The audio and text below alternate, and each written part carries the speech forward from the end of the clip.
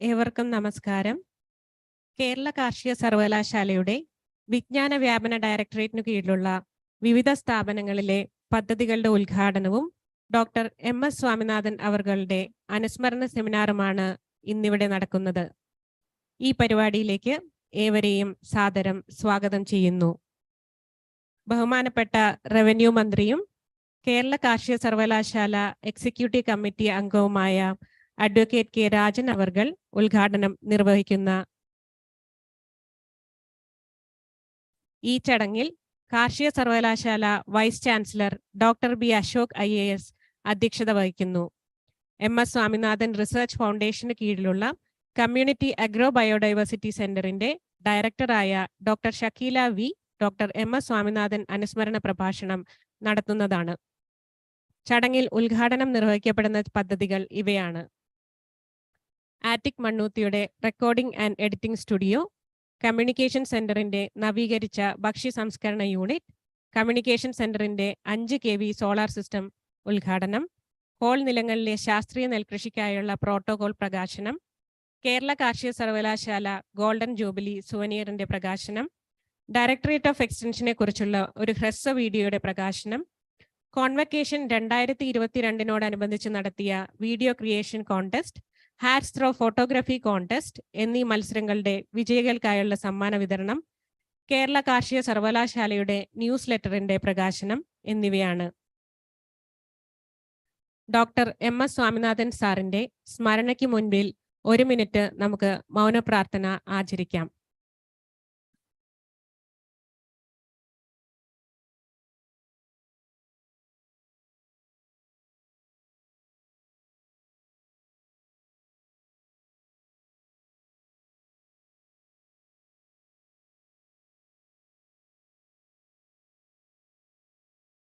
നന്ദി. ഔദ്യോഗിക ചടങ്ങുകൾ ആരംഭിക്കുകയായി ആദ്യമായി ആമന്ത്രണ ഗാനത്തിനു വേണ്ടി യൂണിവേഴ്സിറ്റി ക്വയറിനെ ക്ഷണിച്ചുകൊള്ളുന്നു.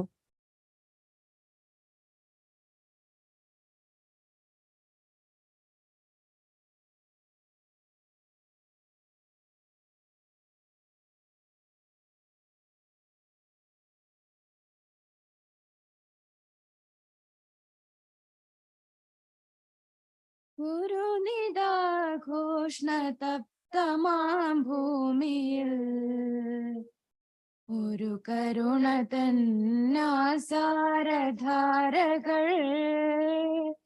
ചൊരിയുമംബികെ പർജന്യദേവതേ, സുരുചിരോദാര സന്താന ശാഖിയായി കരികലപ്പകൾ കാളകൾക്കൊപ്പമായി വരി വരിച്ചാലു കീറിടവിധരണിയും സസ്യഫലാഢ്യയായി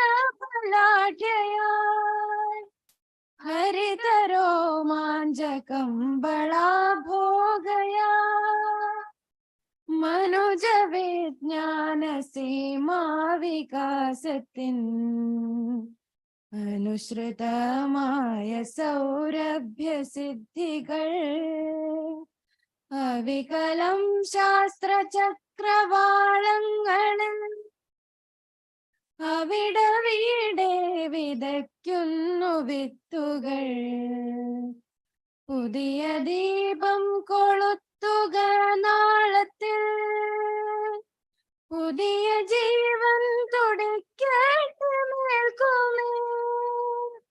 ഹരിയ സൗഭാഗ്യധാരകൾ കക്ഷയ ചരികയാക നീ കർഷക ക്ഷേത്രമേ. ഹരിയ സൗഭാഗ്യധാരകൾ കക്ഷയ ചരികയാക നീ കർഷക ക്ഷേത്രമേ. നന്ദി. അടുത്തതായി സ്വാഗതം അർപ്പിച്ച് സംസാരിക്കുന്നതിന് വേണ്ടി കേരള കാർഷിക സർവകലാശാല director of extension doctor Jacob John അവർകളെ ക്ഷണിച്ചുകൊള്ളുന്നു. നമസ്കാരം. ബഹുമാനപ്പെട്ട യോഗ അധ്യക്ഷൻ, കേരള കാർഷിക സർവകലാശാല vice chancellor doctor B Ashok IAS sir, ഇന്നത്തെ ഈ ചടങ്ങിൽ മുഖ്യാതിഥിയായിട്ട് നമ്മുടെ ഉദ്ഘാടനങ്ങൾക്ക് നിർവഹിക്കാൻ എത്തിയിരിക്കുന്ന ബഹുമാനപ്പെട്ട റവന്യൂ മന്ത്രിയും നമ്മുടെ എക്സിക്യൂട്ടീവ് കമ്മിറ്റി അംഗവുമായ പ്രിയപ്പെട്ട advocate Shri K Rajan sir, ഇന്ന് നമ്മുടെ അനുസ്മരണ ടോക്ക് നടക്കാനായിട്ട് MS സ്വാമിനാഥൻ റിസർച്ച് ഫൗണ്ടേഷനിൽ വന്നിരിക്കുന്ന ഡയറക്ടർ ഡോക്ടർ ഷക്കീല മാം, ആശംസകൾ അർപ്പിക്കാൻ വന്നിരിക്കുന്ന ഡോക്ടർ സക്കീർ ഹുസൈൻ, രജിസ്ട്രാർ കേരള കാർഷിക സർവകലാശാല, doctor Madhu Subrahmanyam, director of research Kerala കാർഷിക സർവകലാശാല, സർവകലാശാലയിലെ മറ്റ് ഡീൻസ്, ഡയറക്ടേഴ്സ്, നമ്മുടെ മറ്റ് ജീവനക്കാരെ, സുഹൃത്തുക്കളെ, വളരെയധികം വേഗതയിലാണെങ്കിൽ ബഹുമാനപ്പെട്ട മിനിസ്റ്ററിന് അടുത്ത ഒരു ചടങ്ങിലേക്ക് പോകണം എന്നുള്ളതുകൊണ്ട് ഞാൻ എൻ്റെ കർത്തവ്യത്തിൽ നേരിട്ടാണെങ്കിൽ കടക്കുകയാണ്. വിജ്ഞാന വ്യാപന വിഭാഗത്തിന്റെ കീഴിൽ വരുന്ന പല യൂണിറ്റുകളും കഴിഞ്ഞ വർഷങ്ങളായിട്ട് 1-2 വർഷങ്ങളായിട്ട് വികസിപ്പിച്ചെടുത്ത ചില കാര്യങ്ങളും അതുപോലെ നിർമ്മിച്ച ചില കാര്യങ്ങളും നമ്മുടെ സാങ്കേതിക വിദ്യകൾ കർഷകർക്ക് താഴെത്തട്ട് വരെ എത്തുന്ന രീതിയിൽ ഉള്ള പ്രവർത്തനങ്ങൾ കാഴ്ചവെച്ചിട്ടുണ്ട്. അതിൻ്റെ ഭാഗമായിട്ട് ചില പ്രവർത്തനങ്ങളുടെ ആരംഭവും ചിലത് പൂർത്തീകരിച്ചതിൻ്റെ ഉദ്ഘാടനമാണ് ഇന്ന് ഈ ചടങ്ങിൽ നടന്നു വരുന്നത്. അതോടൊപ്പം തന്നെ നമ്മുടെ ഏറ്റവും പ്രിയങ്കരനും ബഹുമാനപ്പെട്ട ഡോക്ടർ MS സ്വാമിനാഥൻ സാറ് നമ്മളെല്ലാവരും വിട്ട് കഴിഞ്ഞ ആഴ്ച പിരിഞ്ഞു. അതിൻ്റെ ഒരു അനുസ്മരണ യോഗവും ഇതിന് ശേഷം ഒരു സെമിനാർ ഇതിന് ശേഷം നടക്കുന്നുണ്ട്. അപ്പൊ ഇന്ന് ഈ ചടങ്ങിൽ അധ്യക്ഷത വഹിക്കുന്നത് നമ്മുടെ കേരള കാർഷിക സർവകലാശാല വൈസ് ചാൻസലർ ഡോക്ടർ അശോക് സാറാണ്. സാറ് ആണ് ഈ സെമിനാറിന്റെ കാര്യവും ബാക്കി എല്ലാത്തിനുമാണ് ഈ വേണ്ട നേതൃത്വം നമുക്ക് നൽകിയത്. നമ്മുടെ എല്ലാവരുടെയും പേരിന് സാറിനെ ബഹുമാനപൂർവ്വമാണെങ്കിൽ സ്വാഗതം ചെയ്തുകൊള്ളുന്നു. ഇന്ന് ഈ ചടങ്ങിൽ മുഖ്യ അതിഥിയായിട്ട് വന്നിരിക്കുന്ന നമ്മുടെ ബഹുമാനപ്പെട്ട റവന്യൂ മന്ത്രിയും നമ്മുടെ കേരള കാർഷിക സർവകലാശാല എക്സിക്യൂട്ടീവ് കമ്മിറ്റി അംഗം കൂടെ ആയിട്ടുള്ള രാജൻ സാറാണ്. നമ്മുടെ എല്ലാ പ്രവർത്തനങ്ങളും നമ്മുടെ ഒരു കുടുംബാംഗമായിട്ട് നമ്മുടെ കൂടെ നിന്ന് എല്ലാ പ്രവർത്തനങ്ങൾക്കും വേണ്ട രീതിയിലുള്ള പ്രചോദനം തരികയും അതോടൊപ്പം ഈ വളരെയധികം തിരക്കിൻ്റെ ഇടയ്ക്ക് നമ്മുടെ ഈ പ്രവർത്തനങ്ങൾ എല്ലാം ലോഞ്ച് ചെയ്യാനും ഇതിൽ പങ്കെടുക്കാനുമുള്ള സാർ സമയം കാണിച്ചു. സാറിനെ കേരള കാർഷിക സർവകലാശാല പേരിലും ഡയറക്ടർ ഓഫ് എക്സ്റ്റൻഷന്റെ പേരിലും ഞാൻ സ്വാഗതം ചെയ്തുകൊള്ളുന്നു.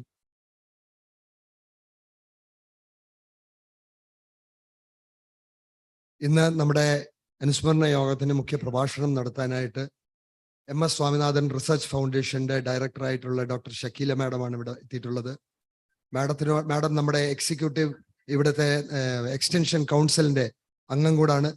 കഴിഞ്ഞ 3 വർഷമായിട്ട് MS സ്വാമിനാഥൻ കൽപ്പറ്റയുള്ള കമ്മ്യൂണിറ്റി അഗ്രോ ബയോഡൈവേഴ്സിറ്റി സെന്ററിന്റെ മേധാവിയോടാണ്.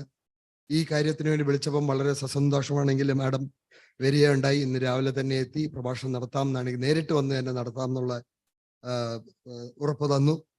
മാഡത്തിനെയും നമ്മുടെ കേരള കാർഷിക സർവകലാശാലയുടെ പേരിൽ ഞാൻ ഹാർദമായി സ്വാഗതം ചെയ്തുകൊള്ളാം. ഇന്ന് നമുക്ക് ഈ ചടങ്ങിൽ ആശംസകൾ അർപ്പിക്കാനായിട്ട് വന്നിരിക്കുന്ന നമ്മുടെ ബഹുമാനപ്പെട്ട registrar doctor Zakir Hussain sir, അതോടൊപ്പം തന്നെ നമ്മുടെ director of research doctor Madhu Subrahmanian സാറാണ്. എവരെയും ഞാൻ കേരള കാർഷിക സർവകലാശാല ഡയറക്ടർ ഓഫ് എക്സ്റ്റൻഷന്റെ പേരിലും ഈ ചടങ്ങിലേക്ക് ഹാർദമായിട്ട് സ്വാഗതം ചെയ്തുകൊള്ളുന്നു. ഇതുകൂടാതെ ഈ ചടങ്ങിൽ പങ്കെടുക്കാനായിട്ട് നമ്മുടെ ക്ഷണം സ്വീകരിച്ച് ഇവിടെ എത്തിയിരിക്കുന്ന കാർഷിക സർവകലാശാലയുടെ പല കോളേജുകളിലെ ഡീൻ, പല വകുപ്പുകളിലുള്ള ഡയറക്ടേഴ്സ്, അതോടൊപ്പം തന്നെ നമ്മുടെ ശാസ്ത്രജ്ഞര്, വിദ്യാർത്ഥികള്, അതുപോലെ മറ്റ് ജീവനക്കാര്, ഡയറക്ടറേറ്റ് ഓഫ് എക്സ്റ്റൻഷന്റെ കീഴിൽ വരുന്ന എല്ലാ കുടുംബാംഗങ്ങളും എല്ലാവരെയും ഒറ്റ വാക്കിൽ ഞാൻ സ്വാഗതം ചെയ്തുകൊണ്ട് എൻ്റെ ഈ കർത്തവ്യത്തിൽ നിന്ന് ഇവിടെ വാങ്ങുന്നു. നന്ദി, നമസ്കാരം. നന്ദി സർ. അടുത്തതായി അധ്യക്ഷ പ്രസംഗത്തിന് വേണ്ടി ബഹുമാനപ്പെട്ട കേരള കാർഷിക സർവകലാശാല vice chancellor doctor B Ashok IAS അവർകളെ സാദരം ക്ഷണിക്കുന്നു. എല്ലാവർക്കും നമസ്കാരം. ബഹുമാന്യനായ മിനിസ്റ്റർക്ക് മറ്റൊരു പ്രോഗ്രാമിലും കൂടെ അറ്റൻഡ് ചെയ്യേണ്ടതുണ്ട്. അപ്പൊ അതുകൊണ്ട് അദ്ദേഹത്തിന്റെ പ്രസംഗം ആദ്യം ചെയ്തിട്ട് ഞാൻ പിന്നെ അധ്യക്ഷ പ്രസംഗം ചെയ്തുകൊള്ളാം. Please sir.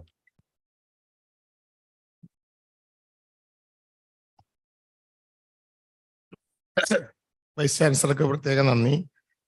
വിജ്ഞാന വ്യാപന വിഭാഗത്തിന്റെ വിവിധ പദ്ധതികളുടെ ഉദ്ഘാടനവും അതോടനുബന്ധിച്ച് ഹരിത വിപ്ലവത്തിന്റെ നായകനായിട്ടുള്ള ഡോക്ടർ MS സ്വാമിനാഥന്റെ അനുസ്മരണവും നടത്തുന്ന മഹനീയമായ ഈ ചടങ്ങിന്റെ അധ്യക്ഷൻ കൂടിയായ കാർഷിക സർവകലാശാലയുടെ വൈസ് ചാൻസലറും അഗ്രികൾച്ചർ പ്രൊഡക്ഷൻ കൺട്രോളറുമായിട്ടുള്ള പ്രിയപ്പെട്ട ഡോക്ടർ B അശോക് IAS, ഈ ചടങ്ങിൽ തുടർന്ന് BCയുടെ സംസാരത്തിന് ശേഷം ഡോക്ടർ MS സ്വാമിനാഥനെ അനുസ്മരിക്കുന്ന ഡോക്ടർ MS സ്വാമിനാഥൻ റിസർച്ച് ഫൗണ്ടേഷന്റെ ഡയറക്ടർ കൂടിയായിട്ടുള്ള ബഹുമാന്യായ ഡോക്ടർ V ഷക്കീല, ഈ ചടങ്ങിൽ പങ്കെടുക്കുന്ന doctor Jacob John, Shri doctor A Zakir Hussain, doctor Madhu Subramaniam, doctor Aneez Das, മറ്റു വേദിയിലും സദസ്സിലുമുള്ള ബഹുമാന്യരായിട്ടുള്ള ശാസ്ത്രജ്ഞന്മാർ,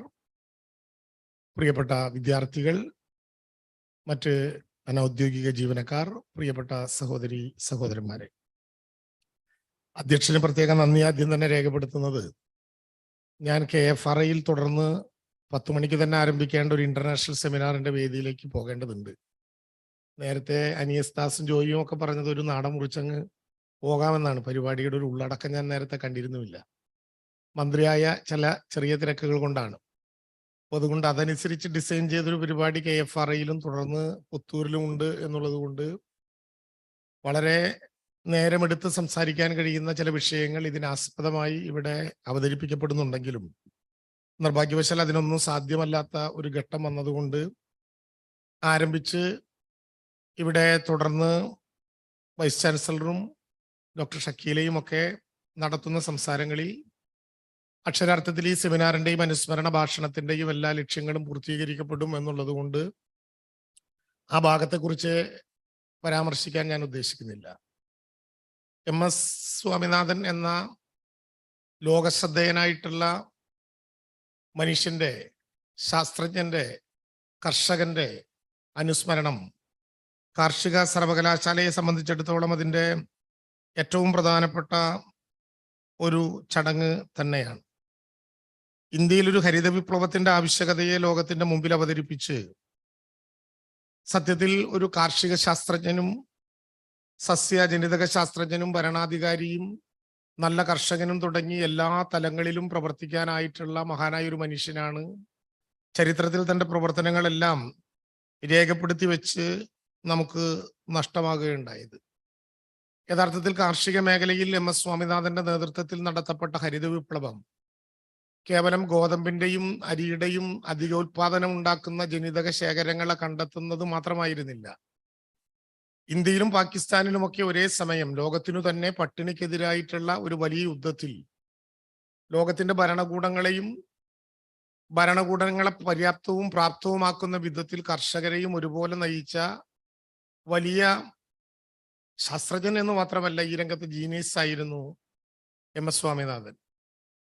കേരളത്തിന് ഒട്ടേറെ ഗുണകലങ്ങളായിട്ടുള്ള പ്രവർത്തനങ്ങൾ അദ്ദേഹവും അദ്ദേഹത്തിന്റെ നാമധേയത്തിൽ രൂപീകരിക്കപ്പെട്ട ഫൗണ്ടേഷനും നടത്തിക്കൊണ്ടിരിക്കുന്നുണ്ട് എന്ന അനുഭവങ്ങളുടെ അടിസ്ഥാനത്തിൽ ബോധ്യമുള്ളവരാണ് കാർഷിക സർവകലാശാലയുടെ അംഗങ്ങൾ എന്നുള്ളത് കൊണ്ട് അക്കാര്യത്തിൽ പ്രത്യേകമായി നമുക്ക് പരാമർശിക്കാവുന്ന വിധത്തിലുള്ള നിരവധി കാര്യങ്ങൾ ഇവിടെ അവതരിപ്പിക്കപ്പെടും എന്ന് എനിക്ക് ഉറപ്പുണ്ട്. ലോക ഭക്ഷ്യ പുരസ്കാരം അദ്ദേഹത്തിന് ലഭ്യമായതുപോലെ തന്നെ ലോകത്തറിയപ്പെടുന്ന നിരവധികളായിട്ടുള്ള സൗകര്യങ്ങളിലൂടെ കടന്നു വരാൻ അദ്ദേഹത്തിന് സാധിച്ചു എന്നുള്ളതും ഒരു പ്രധാനപ്പെട്ട കാര്യമാണ്.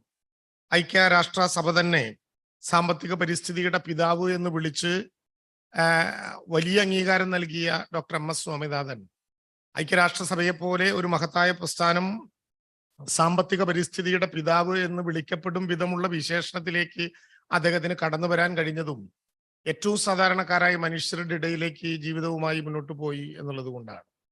കാർഷിക രംഗത്ത് വലിയ പരിഷ്കാരങ്ങൾ അനിവാര്യമായിട്ടുള്ള ഒരു ഘട്ടമാണ്. കേരളത്തിലെ കാർഷിക സർവകലാശാലയ്ക്ക് കുറെ കൂടി താഴത്ത് ജനങ്ങൾക്കിടയിലേക്ക് ഇറങ്ങി പുറപ്പെടേണ്ട ഒരു ഘട്ടം. ഞാൻ കഴിഞ്ഞ ദിവസം ജില്ലാ കോൾ കർഷക സംഘത്തിന്റെ ജില്ലാതല ജനറൽ ബോഡിയിൽ ജില്ലയിലെ ചുമതലക്കാരനായിട്ടുള്ള മന്ത്രിയും പൊന്നാനി തൃശൂർ കോൾ നിലങ്ങളുമായി ബന്ധപ്പെട്ട് രൂപീകരിക്കപ്പെട്ട കമ്മിറ്റിയുടെ ചെയർമാനും എന്ന നിലയിൽ പങ്കെടുക്കുമ്പോൾ അവിടെ ഉയർന്നു വന്ന നമ്മുടെ പിന്നെ വിജ്ഞാന വ്യാപന വിഭാഗം ഇടപെടേണ്ട വളരെ പ്രധാനപ്പെട്ട ചില പ്രശ്നങ്ങൾ അവിടെ ചർച്ച ചെയ്യുകയുണ്ടായി. അതിൽ പ്രധാനമായിട്ടും കേരളത്തിന്റെ മാറിക്കൊണ്ടിരിക്കുന്ന പ്രവചനാതീതമായിട്ടുള്ള കാലാവസ്ഥയും അതിനനുബന്ധമായി കൃഷിക്കുണ്ടാകുന്ന നഷ്ടങ്ങളെയും സംബന്ധിച്ചാണ്. യഥാർത്ഥത്തിൽ ഇത്തവണ ഒരു ചെറിയ മഴ ഇപ്പോ പെയ്തില്ലായിരുന്നെങ്കിൽ തൃശ്ശൂരിലെ കോൾപ്പാടങ്ങളിൽ മാർച്ച് ഏപ്രിൽ മാസത്തിൽ നടക്കേണ്ട കൊയ്ത്ത് പൂർണ്ണമായും ജനുവരി മാസത്തിലും ഫെബ്രുവരി മാസത്തിലുമായി നടന്നേനെ. യഥാർത്ഥത്തിൽ തൃശ്ശൂരിലെ കോൾപ്പാടങ്ങൾക്ക് മറ്റൊരിടത്തും ഇല്ലാത്ത വിധത്തിൽ ഒരു 3 റൗണ്ട് സൈക്കിൾ ഉണ്ട്. അതായത് ആദ്യത്തെ കോൾപ്പാടം പൂർണ്ണമായി വറ്റിച്ച് ആ വെള്ളം മുഴുവൻ കനാലിലേക്ക് ഒഴുകി അവിടെ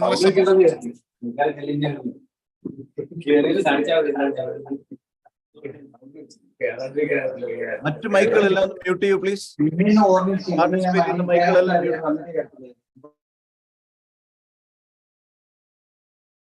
സർ.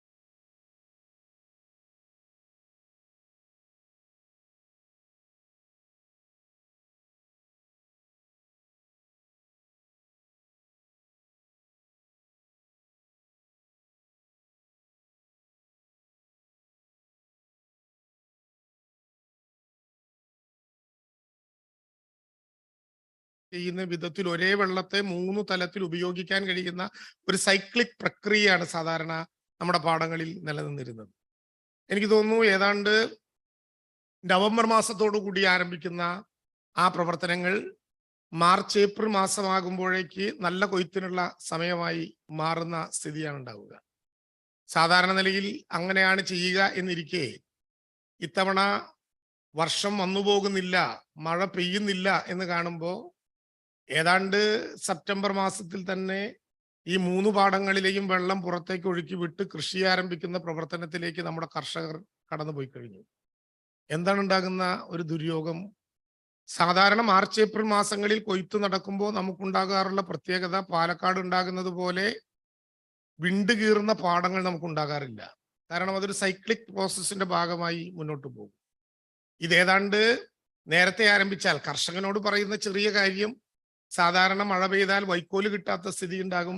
ഇത്തവണ നേരത്തെ വിതച്ചാൽ നേരത്തെ കൊയ്യാം, നേരത്തെ കൊയ്താൽ നല്ല ചൂടുകാലത്ത് വൈക്കോല് പൂർണ്ണമായിട്ട് നിങ്ങൾക്ക് കിട്ടും എന്ന് പറയുമ്പോൾ കർഷകൻ ആ പൂവിന്റെ മാത്രം ഗുണമേന്മയെ കുറിച്ചായിരിക്കും ആലോചിക്കുക. അങ്ങനെ കൊയ്തെടുത്താൽ നമ്മുടെ പാടങ്ങൾ വീണ്ടും വിണ്ടുകീറും. മാർച്ച് ഏപ്രിൽ മാസങ്ങളിൽ വന്നു തലയ്ക്കുമീതെ അവതരിപ്പിക്കപ്പെടുന്ന വെയിൽ പൂർണ്ണമായും വിണ്ട പാടങ്ങളിലൂടെ അതിന്റെ ഏറ്റവും അറ്റത്തേക്ക് കടന്നു പോകും. അമ്ലത്വമില്ലായ്മയുടെ പ്രശ്നം പിന്നീട് നാം കൈകാര്യം ചെയ്യേണ്ടി വരും. 1 ഹെക്ടറിന് 600 കിലോ കൊടുത്താലും തീരുന്നില്ല എന്ന് പറയുന്ന കുമ്മായം അടുത്ത തവണ എത്ര കൊടുക്കേണ്ടി വരും എന്നുള്ളതിനെ കുറിച്ച് ഒരു ധാരണയും നമുക്കുണ്ടാകില്ല. സാധാരണ നിലയിൽ അവരോട് ഞങ്ങൾ പ്രസംഗിച്ചപ്പോൾ പറഞ്ഞു, ഈ ചിമ്മിനി ഡാമാണ് പ്രധാനമായിട്ടും ജലസേചനത്തിന് തൃശ്ശൂരിന്റെ കൃഷിക്ക് നമ്മൾ ഉപയോഗിക്കുന്നത്. പീച്ചി ഡാം ജലസേചനത്തിനാണ് കണക്ക് പ്രകാരം, അല്ല കുടിവെള്ളത്തിനാണ് കണക്ക് പ്രകാരം. എങ്കിലും അത് വിട്ടാൽ അതിന്റെ വെള്ളം കൊണ്ട് റീചാർജ് ചെയ്യപ്പെടും നമ്മുടെ പാടങ്ങളും കിണറുകളും എന്നുള്ളത് നമ്മുടെ ഒരു അനുഭവമാണെങ്കിലും ഇറിഗേഷനും കൃഷിയും കൂട്ടായി യോജിപ്പിച്ചുകൊണ്ട് ഒരു കൃഷി മാസ്റ്റർ പ്ലാൻ ഉണ്ടാക്കണം എന്നുള്ളത് എത്രയോ വർഷത്തെ നമ്മുടെ ലക്ഷ്യമാണ്. സാധ്യമാകുന്നില്ല എന്നുള്ളതാണ് യാഥാർത്ഥ്യം. കഴിഞ്ഞ തവണ പിന്നെ നമ്മുടെ കാട്ടകാമ്പാൽ കടങ്ങോട് മേഖലയിൽ എനിക്ക് തോന്നുന്നു 500-നോ 600-നോ ഏക്കറക്കിടയിൽ വരുന്ന ദീർഘമായ കാലം തരിച്ചു കിടക്കുന്ന പാടം വിത്തിറക്കാൻ ബഹുമാനപ്പെട്ട കേരളത്തിന്റെ കൃഷി വകുപ്പ് മന്ത്രിയും സ്ഥലത്തെ MLA-യും കൂടി പോയത് പത്രങ്ങളിലൂടെ എല്ലാം നമ്മൾ വായിച്ചു. ഞാൻ ആ കർഷകർ അവിടെയാണെങ്കിൽ ആകെ വെള്ളം കിട്ടാനുള്ള വഴി BM കനാല് മുഖാന്തരം വെള്ളം കിട്ടിയാലായി എന്നുള്ളത് ഒഴിച്ചാൽ വേറെ വെള്ളം കിട്ടാനുള്ള ഒരു മാർഗവും കടങ്ങോട് പാടശേഖരത്തിനില്ല. ഞങ്ങൾ അവരോട് ചോദിച്ചു, നിങ്ങൾ വെള്ളം എങ്ങനെ കിട്ടുമെന്ന് കരുതിയിട്ടാണ് നമ്മൾ ഈ തരിശ് രഹിതമാക്കുക എന്ന് പറഞ്ഞാൽ? തരിശ് രഹിതമാക്കാൻ അങ്ങ് വിത്തിട്ടിട്ട് മാത്രം കാര്യമില്ല, വിത്തിന് ആവശ്യമായിട്ടുള്ള വെള്ളത്തിന്റെ ലഭ്യത കൂടി പഠിക്കേണ്ട ഒരു പ്രധാനപ്പെട്ട പ്രശ്നമാണ്. അപ്പൊ ഞാൻ അവരോട് പറഞ്ഞു, നിങ്ങൾ അങ്ങനെയാണെങ്കിൽ കുറഞ്ഞ വെള്ളം ഉപയോഗിച്ചുകൊണ്ട് കുറഞ്ഞ കാലത്തിന്റെ സൗകര്യങ്ങൾ ഉപയോഗിക്കണം. അപ്പോൾ സാധാരണ കൃഷി അങ്ങ് വന്നു കയറിയാൽ നമ്മുടെ ജില്ലയിലെ മഹാഭൂരിപക്ഷം കൃഷിക്കാരും ആവശ്യപ്പെടുന്നത് കാർഷിക സർവകലാശാലയുടെ വിത്തിനങ്ങളിൽ ഏറ്റവും പ്രിയങ്കരവും പ്രധാനപ്പെട്ടതുമായിട്ടുള്ള ഉമയാണ്. ഉമ കൃഷി ചെയ്താലേ നമ്മുടെ ആളുകൾക്ക് നല്ല ഭക്ഷണം കഴിക്കാൻ പറ്റൂ എന്നാണ് നമ്മുടെ പൊതുവായ ധാരണ. അപ്പൊ ഞാൻ അവരോട് സംശയപ്പെട്ട് 132 ദിവസത്തെ വിളവ് വേണ്ടി വരുന്ന ഉമയാണോ നിങ്ങൾ ചെയ്തത്? അതല്ലല്ലോ, കൃത്യമായി കുറഞ്ഞ ദിവസം കൊണ്ട് കൃഷി ചെയ്യാനുള്ള പറ്റുന്ന ഏതെങ്കിലും അല്ലേ ഉപയോഗിച്ചത് എന്ന് പറഞ്ഞപ്പോൾ അവർ ഉമയിലും നിൽക്കാതെ 148 ദിവസം വേണ്ട പൊന്മണിയാണ് ഇത്തവണ ചെയ്തത് എന്ന് അഭിമാനത്തോടെ പ്രഖ്യാപിക്കുകയാണ്. എന്നിട്ട് ഒരു ഘട്ടം കഴിയുമ്പോൾ പിന്നെ വെള്ളം കിട്ടാതെ നേരെ വന്ന് സർക്കാരിനെ ചീത്ത പറഞ്ഞ് പിന്നെ കിട്ടാവുന്ന എല്ലാ കിണറുകളിൽ നിന്ന് വെള്ളം അടിച്ച് ഈ പൊന്മണിയെ 142 ദിവസം എത്തിക്കാനുള്ള ഉത്തരവാദിത്വം പൊതുസമൂഹം ഏറ്റെടുക്കേണ്ട വിധത്തിൽ വരികയാണ്. ഞാൻ ഇത്തവണ കോൾ കർഷക സംഘത്തിന്റെ സമ്മേളനത്തിൽ പറഞ്ഞു, എത്ര എണ്ണം ഉണ്ട്, 87ഉം 92 ദിവസം മൂപ്പെടുക്കാൻ പറ്റുന്ന വനുരത്നയും ഹ്രസ്വയും ഒക്കെ, ഉമ മാത്രമല്ല മനുരത്നയും ഹ്രസ്വയും ഒക്കെ കാർഷിക സർവകലാശാലയുടെ പ്രധാനപ്പെട്ട പ്രൊഡക്റ്റുകളാണ്. പുത്തൂരിന്റെ കായൽ തീരത്ത് 10 ഏക്കർ സ്ഥലത്തിൽ അത് ടീച്ചറെ കൊണ്ടുപോയി മനുരത്നം ഞങ്ങൾ ചെയ്ത് നല്ലതുപോലെ വിളവ് കിട്ടിയ അനുഭവം അവിടെ വിശദീകരിച്ചപ്പോൾ അവർ പറഞ്ഞത് ഈ മനുരത്നം എങ്ങനെ ഇരിക്കുമെന്നോ ഇതിനെ എങ്ങനെ കൃഷി ചെയ്യാൻ പറ്റുമെന്നോ ഇത് പാടത്തിറങ്ങിയാലുള്ള സ്ഥിതി എന്താണെന്നോ ഇതിന് വരുന്ന കീടങ്ങൾ ഏതൊക്കെയാണെന്നോ അതിനെ പ്രതിരോധിക്കാനുള്ള മാർഗങ്ങൾ എന്തൊക്കെയാണെന്നോ അറിയാനുള്ള ഒരു വഴിയും ഞങ്ങളുടെ മുമ്പിൽ ഇല്ല എന്നാണ്. സാധാരണ നിലയിൽ ഉണ്ടാകുന്ന ഒരു പ്രശ്നമാണ്. കേരളത്തിലെ ഏതെങ്കിലും ഒരു സ്വകാര്യ കമ്പനി ഒരു വിത്തിറക്കിയാൽ, ഒരു വളം അവതരിപ്പിച്ചാൽ അതിന്റെ റെപ്രസെന്റേറ്റീവുമാർ 10 ഏക്കറിൽ കൂടുതൽ കൃഷി നടത്തുന്ന മുഴുവൻ ആളുകളുടെയും വീട്ടിൽ പോകുന്ന അനുഭവം നമ്മുടെ മുമ്പിലുണ്ട്. നമ്മുടെ ഒരു സർവകലാശാലയായതുകൊണ്ട് റെപ്രസെന്റേറ്റീവുമാരെ വെച്ച് ആളെ പിടിക്കാൻ പറ്റാത്തത് കൊണ്ട് നമ്മളത് ചെയ്യുന്നില്ല എന്ന് മാത്രമേ ഉള്ളൂ. പക്ഷെ എനിക്ക് തോന്നുന്നു ഇന്ന് നിങ്ങൾ ആരംഭിച്ച സ്റ്റുഡിയോയിലൂടെ രൂപപ്പെടുത്താൻ പോകുന്ന ഒരു സാംസ്കാരിക കാർഷിക വിപ്ലവം ഈ പ്രശ്നങ്ങളെ കുറെ കൂടി താഴത്തുള്ള ജനങ്ങളുടെ മുമ്പിൽ അവതരിപ്പിക്കണം. പാടശേഖരങ്ങളിലേക്ക് കാർഷിക സർവകലാശാലയുടെ ശാസ്ത്രജ്ഞന്മാർ പോകാൻ കഴിയുമെങ്കിൽ പോകണം. നമ്മുടെ പുതിയ കാലാവസ്ഥയ്ക്ക് അനുസൃതമായി കൃഷിയെ എങ്ങനെ മാറ്റിയെടുക്കാം എന്നുള്ളതിനെ കുറിച്ച് വളരെ ഡീറ്റെയിൽ ആയിട്ടുള്ള ഒരു ഡിസ്കഷനിലേക്ക്, ഒരു ചർച്ചയിലേക്ക് ഞാൻ ഇപ്പോഴും ഓർക്കുന്നുണ്ട്. എസ്റ്റലിറ്റ് ടീച്ചർ ഡയറക്ടർ ഓഫ് എക്സ്റ്റൻഷൻ ആയിരിക്കുന്ന ഘട്ടത്തിൽ VS സുനിൽകുമാർ വന്ന് നമ്മുടെ പാക്കേജ് ഓഫ് പ്രാക്ടീസ് ഇവിടെ പ്രസിദ്ധീകരിച്ചു. പാക്കേജ് ഓഫ് പ്രാക്ടീസ് പ്രസിദ്ധീകരിച്ച് കഴിഞ്ഞിട്ട് VS സുനിൽകുമാർ പറഞ്ഞു, ഇതിന്റെ ഒരു മലയാളം കോപ്പി എനിക്ക് 10 എണ്ണം ഒരുമിച്ച് എന്റെ വണ്ടി കയറ്റി വെക്കണം. അപ്പൊ നമ്മുടെ ശാസ്ത്രജ്ഞന്മാർ പറഞ്ഞു ഇതിന് മലയാളമില്ല. പാക്കേജ് ഓഫ് പ്രാക്ടീസ് കാർഷിക സർവകലാശാലയുടെ ജീവിതാനുഭവങ്ങളിൽ നിന്ന് നിറഞ്ഞു വരുന്ന ഒരു കരുത്താണ്. ഒരു കൃഷിഭവനിൽ ഏറ്റവും ചുരുങ്ങിയത് ഒരെണ്ണമെങ്കിലും സൂക്ഷിക്കേണ്ട വിധത്തിലുള്ള അമൂല്യമായ ഒരു ഗ്രന്ഥമാണ്. നേരത്തെ MS സ്വാമിനാഥനെ കുറിച്ച് പറഞ്ഞതുപോലെ ഏറ്റവും താഴത്തുള്ള കർഷകരാണ് ഇതിന്റെ ഉപഭോക്താക്കളും ഇതിന്റെ പ്രയോക്താക്കളും എന്ന തിരിച്ചറിവോടുകൂടി നമുക്ക് പോകണമെങ്കിൽ അവന് വായിക്കാൻ പറ്റുന്ന ഭാഷയിൽ കൂടി ഈ അനുഭവങ്ങളുടെ കൂടാരം വേണം എന്ന് നമ്മൾ നിശ്ചയിച്ചപ്പോൾ നമ്മൾ വീണ്ടും, നിങ്ങൾക്ക് ഓർമ്മയുണ്ടാകും എന്ന് നമ്മൾ കരുതുന്നു, വീണ്ടും അത് മലയാളത്തിൽ അത്രയേറെ കോപ്പികൾ അച്ചടിച്ച് കേരളത്തിലെ എല്ലാ കൃഷിഭവനുകളിലേക്കും കൊടുക്കാൻ തീരുമാനിച്ചു. ഇതൊരു അനുഭവമാണ്. വായന കൊണ്ട് മാത്രം അവന് ബോധ്യപ്പെടണം എന്നില്ല. കാർഷിക സർവകലാശാലയിലെ കുട്ടികൾക്ക് കാർഷിക സർവകലാശാലയ്ക്ക് അകത്തു മാത്രമല്ല കാർഷിക സർവകലാശാലയുടെ പുറത്തെ പാഠങ്ങളിൽ കൂടി ചവിട്ടി നടക്കാനുള്ള അനുഭവം ഉണ്ടാകണം എന്നിപ്പോ യൂണിവേഴ്സിറ്റി ആലോചിച്ചു എന്നാണ് എനിക്ക് മനസ്സിലാക്കാൻ കഴിഞ്ഞത്. ഞാൻ പറഞ്ഞു പോയാൽ വിശാലമാകും എന്നുള്ളത് കൊണ്ട് അവസാനിപ്പിക്കുന്നു. ഇവിടെ ഉദ്ഘാടനം ചെയ്യാൻ തീരുമാനിച്ച റെക്കോർഡിംഗ് എഡിറ്റിംഗ് സ്റ്റുഡിയോ കണ്ടപ്പോഴും സംസാരിച്ചപ്പോഴും ഒരു നല്ല അനുഭവം, നമുക്കതിൻ്റെ എല്ലാ ക്ലാരിറ്റിയോടും കൂടി ആധുനിക കാലപ്പെടുന്ന സംവിധാനങ്ങളെ കൊണ്ടുപോകാൻ കഴിയുന്ന ഒരു നല്ല അനുഭവമായി അത് മാറും എന്ന് ഞാൻ കരുതുന്നു.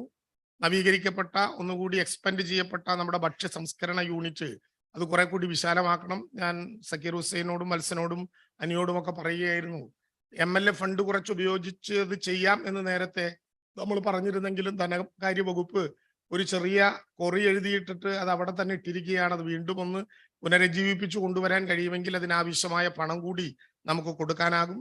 കോൾനിലങ്ങളെ ശാസ്ത്രീയമായ നെൽകൃഷിക്കായിട്ടുള്ള ഒരു പ്രോട്ടോകോളിന്റെ പ്രകാശനമുണ്ട്. ഞാൻ നേരത്തെ പറഞ്ഞ വിഷയവുമായി ബന്ധപ്പെട്ട് ചേർന്ന് നിൽക്കുന്നതാണ്. നമുക്ക് ഈ എക്സ്റ്റൻഷൻ വിഭാഗത്തിൽ ഉപയോഗിക്കാൻ കഴിയുന്ന വൈദ്യുതി പൂർണ്ണമായും ഉണ്ടാക്കാൻ കഴിയുന്ന ഒരു 5 kV സോളാർ സിസ്റ്റം ഉണ്ട്. അതുപോലെ തന്നെ ഡയറക്ടർ ഓഫ് എക്സ്റ്റൻഷനെ കുറിച്ചിട്ടുള്ള ഒരു വീഡിയോ പ്രകാശനമുണ്ട്. കോൺവെക്കേഷൻ 2022 നടത്തിയ video creation, hearts through photography എന്നീ മത്സരികളുടെ വിജയികൾക്കുള്ള സമ്മാനദാന വിതരണമുണ്ട്. APCയും നമ്മുടെ VCയും ഡോക്ടർ ഷക്കീലയും ചേർന്ന് വിശദീകരിക്കാൻ പോകുന്ന MS സ്വാമിനാഥന്റെ ദീർഘമായിട്ടുള്ള ജീവിതത്തിന്റെ അനുസ്മരണമുണ്ട്. ഇതെല്ലാം അതിഗംഭീരമായി നടത്താൻ ഈ വേദിക്കാവട്ടെ എന്ന് ആശംസിച്ചുകൊണ്ട് ഔപചാരികതയുടെ പേരിൽ ഇതെല്ലാം ചേർന്ന് ഉദ്ഘാടനം ചെയ്തതായി അറിയിച്ചുകൊണ്ട് ഞാൻ എൻ്റെ വാക്കുകൾ ചുരുക്കുന്നു. നമസ്കാരം.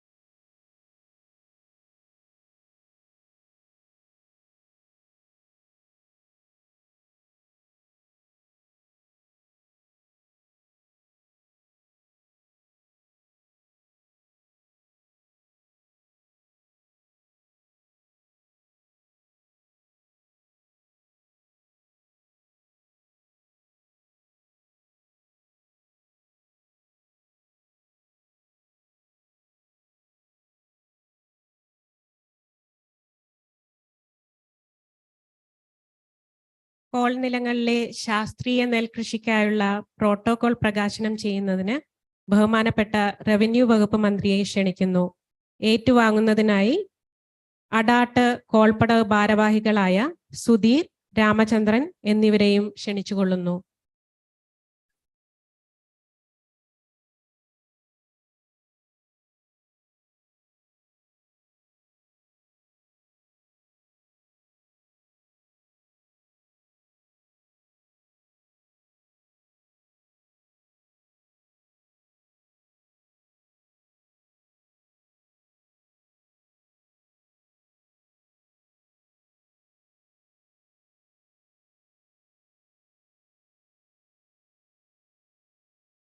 അടുത്തതായി കേരള കാർഷിക സർവകലാശാല ഗോൾഡൻ ജൂബിലി സുവനീർ പ്രകാശനമാണ്.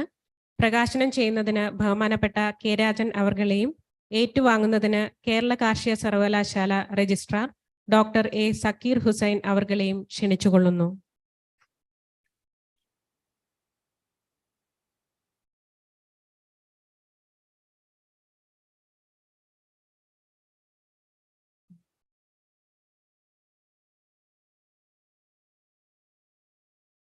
അടുത്തതായി കേരള കാർഷിക സർവകലാശാല ഗോൾഡൻ ജൂബിലി സുവനീർ പ്രകാശനമാണ്.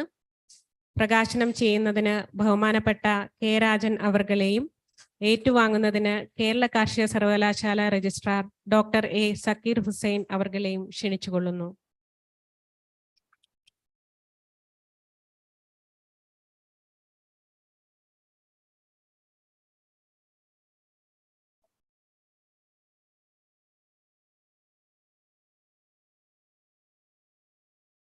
അടുത്തതായി കേരള കാർഷിക സർവകലാശാലയുടെ ന്യൂസ് ലെറ്ററിന്റെ പ്രകാശനമാണ്.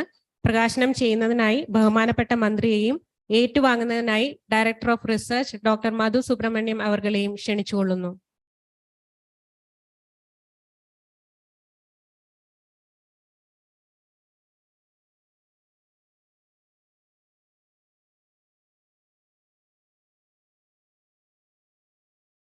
അടുത്തതായി സമ്മാനദാന ചടങ്ങുകളാണ്. കോൺവക്കേഷൻ 2022 നടത്തിയ ഹാറ്റ്സ് ത്രോ ഫോട്ടോഗ്രാഫി കോമ്പറ്റീഷനിൽ ഒന്നാം സമ്മാനം നേടിയിരിക്കുന്നത് 2019 batch diploma in agriculture sciences RIRS പട്ടാമ്പിയാണ്. ഉപഹാരവും സർട്ടിഫിക്കറ്റും ഏറ്റുവാങ്ങുന്നതിനായി ക്ലാസ് റെപ്രസെന്റേറ്റീവിനെ ക്ഷണിക്കുന്നു.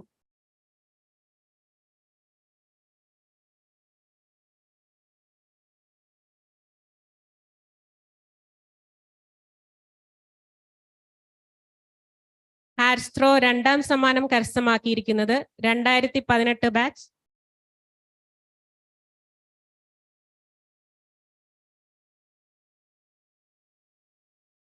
രണ്ടാം സമ്മാനം നേടിയിരിക്കുന്നത് 2018 batch BSc honours agriculture college of agriculture പഠനക്കാടാണ്. അവരുടെ ക്ലാസ് റെപ്രസെന്റേറ്റീവിനെ ക്ഷണിച്ചുകൊള്ളുന്നു.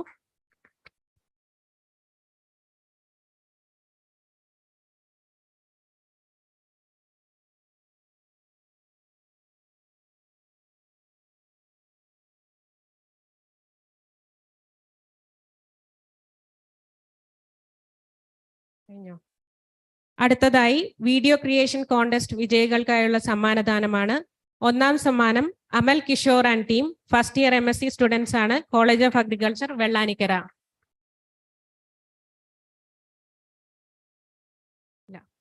രണ്ടാം സമ്മാനം Nabeel PM, MES college, Ponnani.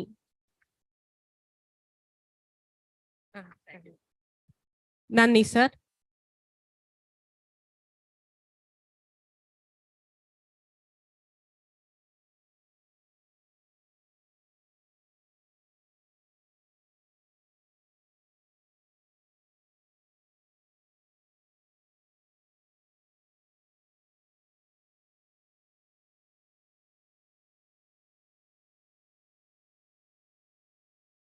അടുത്തതായി അധ്യക്ഷ പ്രസംഗത്തിന് വേണ്ടി ബഹുമാനപ്പെട്ട കേരള കാർഷിക സർവകലാശാല vice chancellor doctor B Ashok IAS അവർകളെ സാദരം ക്ഷണിച്ചുകൊള്ളുന്നു. എല്ലാവർക്കും നമസ്കാരം. ഓഡിയോ ക്ലിയർ ആണോ? ആരെങ്കിലും ഒന്ന് കൺഫേം ചെയ്താൽ. ക്ലിയർ ആണ് സർ. Thank you. എല്ലാവർക്കും നമസ്കാരം. വളരെ മനോഹരമായിട്ട് ഈ ഇന്നത്തെ ഉദ്ഘാടന ചടങ്ങുകൾ, റിഫർബിഷ്ഡ് സ്റ്റുഡിയോ, കോൾപ്പാടങ്ങളുടെ പ്രോട്ടോക്കോള്, അതുപോലെ തന്നെ മറ്റ് ഇതര ഇനങ്ങൾ എന്നിവയും അന്തരിച്ച ബഹുമാന്യനായ ഇന്ത്യൻ കാർഷിക രംഗത്തെ ഏറ്റവും പ്രധാന സാന്നിധ്യമായ പ്രൊഫസർ സ്വാമിനാഥന്റെ അനുസ്മരണ ചടങ്ങും സമുചിതമായിട്ട് സംഘടിപ്പിച്ച എല്ലാ സഹപ്രവർത്തകർക്കും, വിദ്യാർത്ഥികൾക്കും, ജീവനക്കാർക്കും എൻ്റെ അഭിനന്ദനം, എൻ്റെ വിനീതമായ നമസ്കാരം. ഇന്ന് എത്തിച്ചേർന്ന് വ്യക്തിപരമായിട്ട് ചടങ്ങിൽ പങ്കെടുക്കാൻ സാധിക്കാത്തതിൽ വന്ന പ്രയാസവും ഞാൻ രേഖപ്പെടുത്തുന്നു.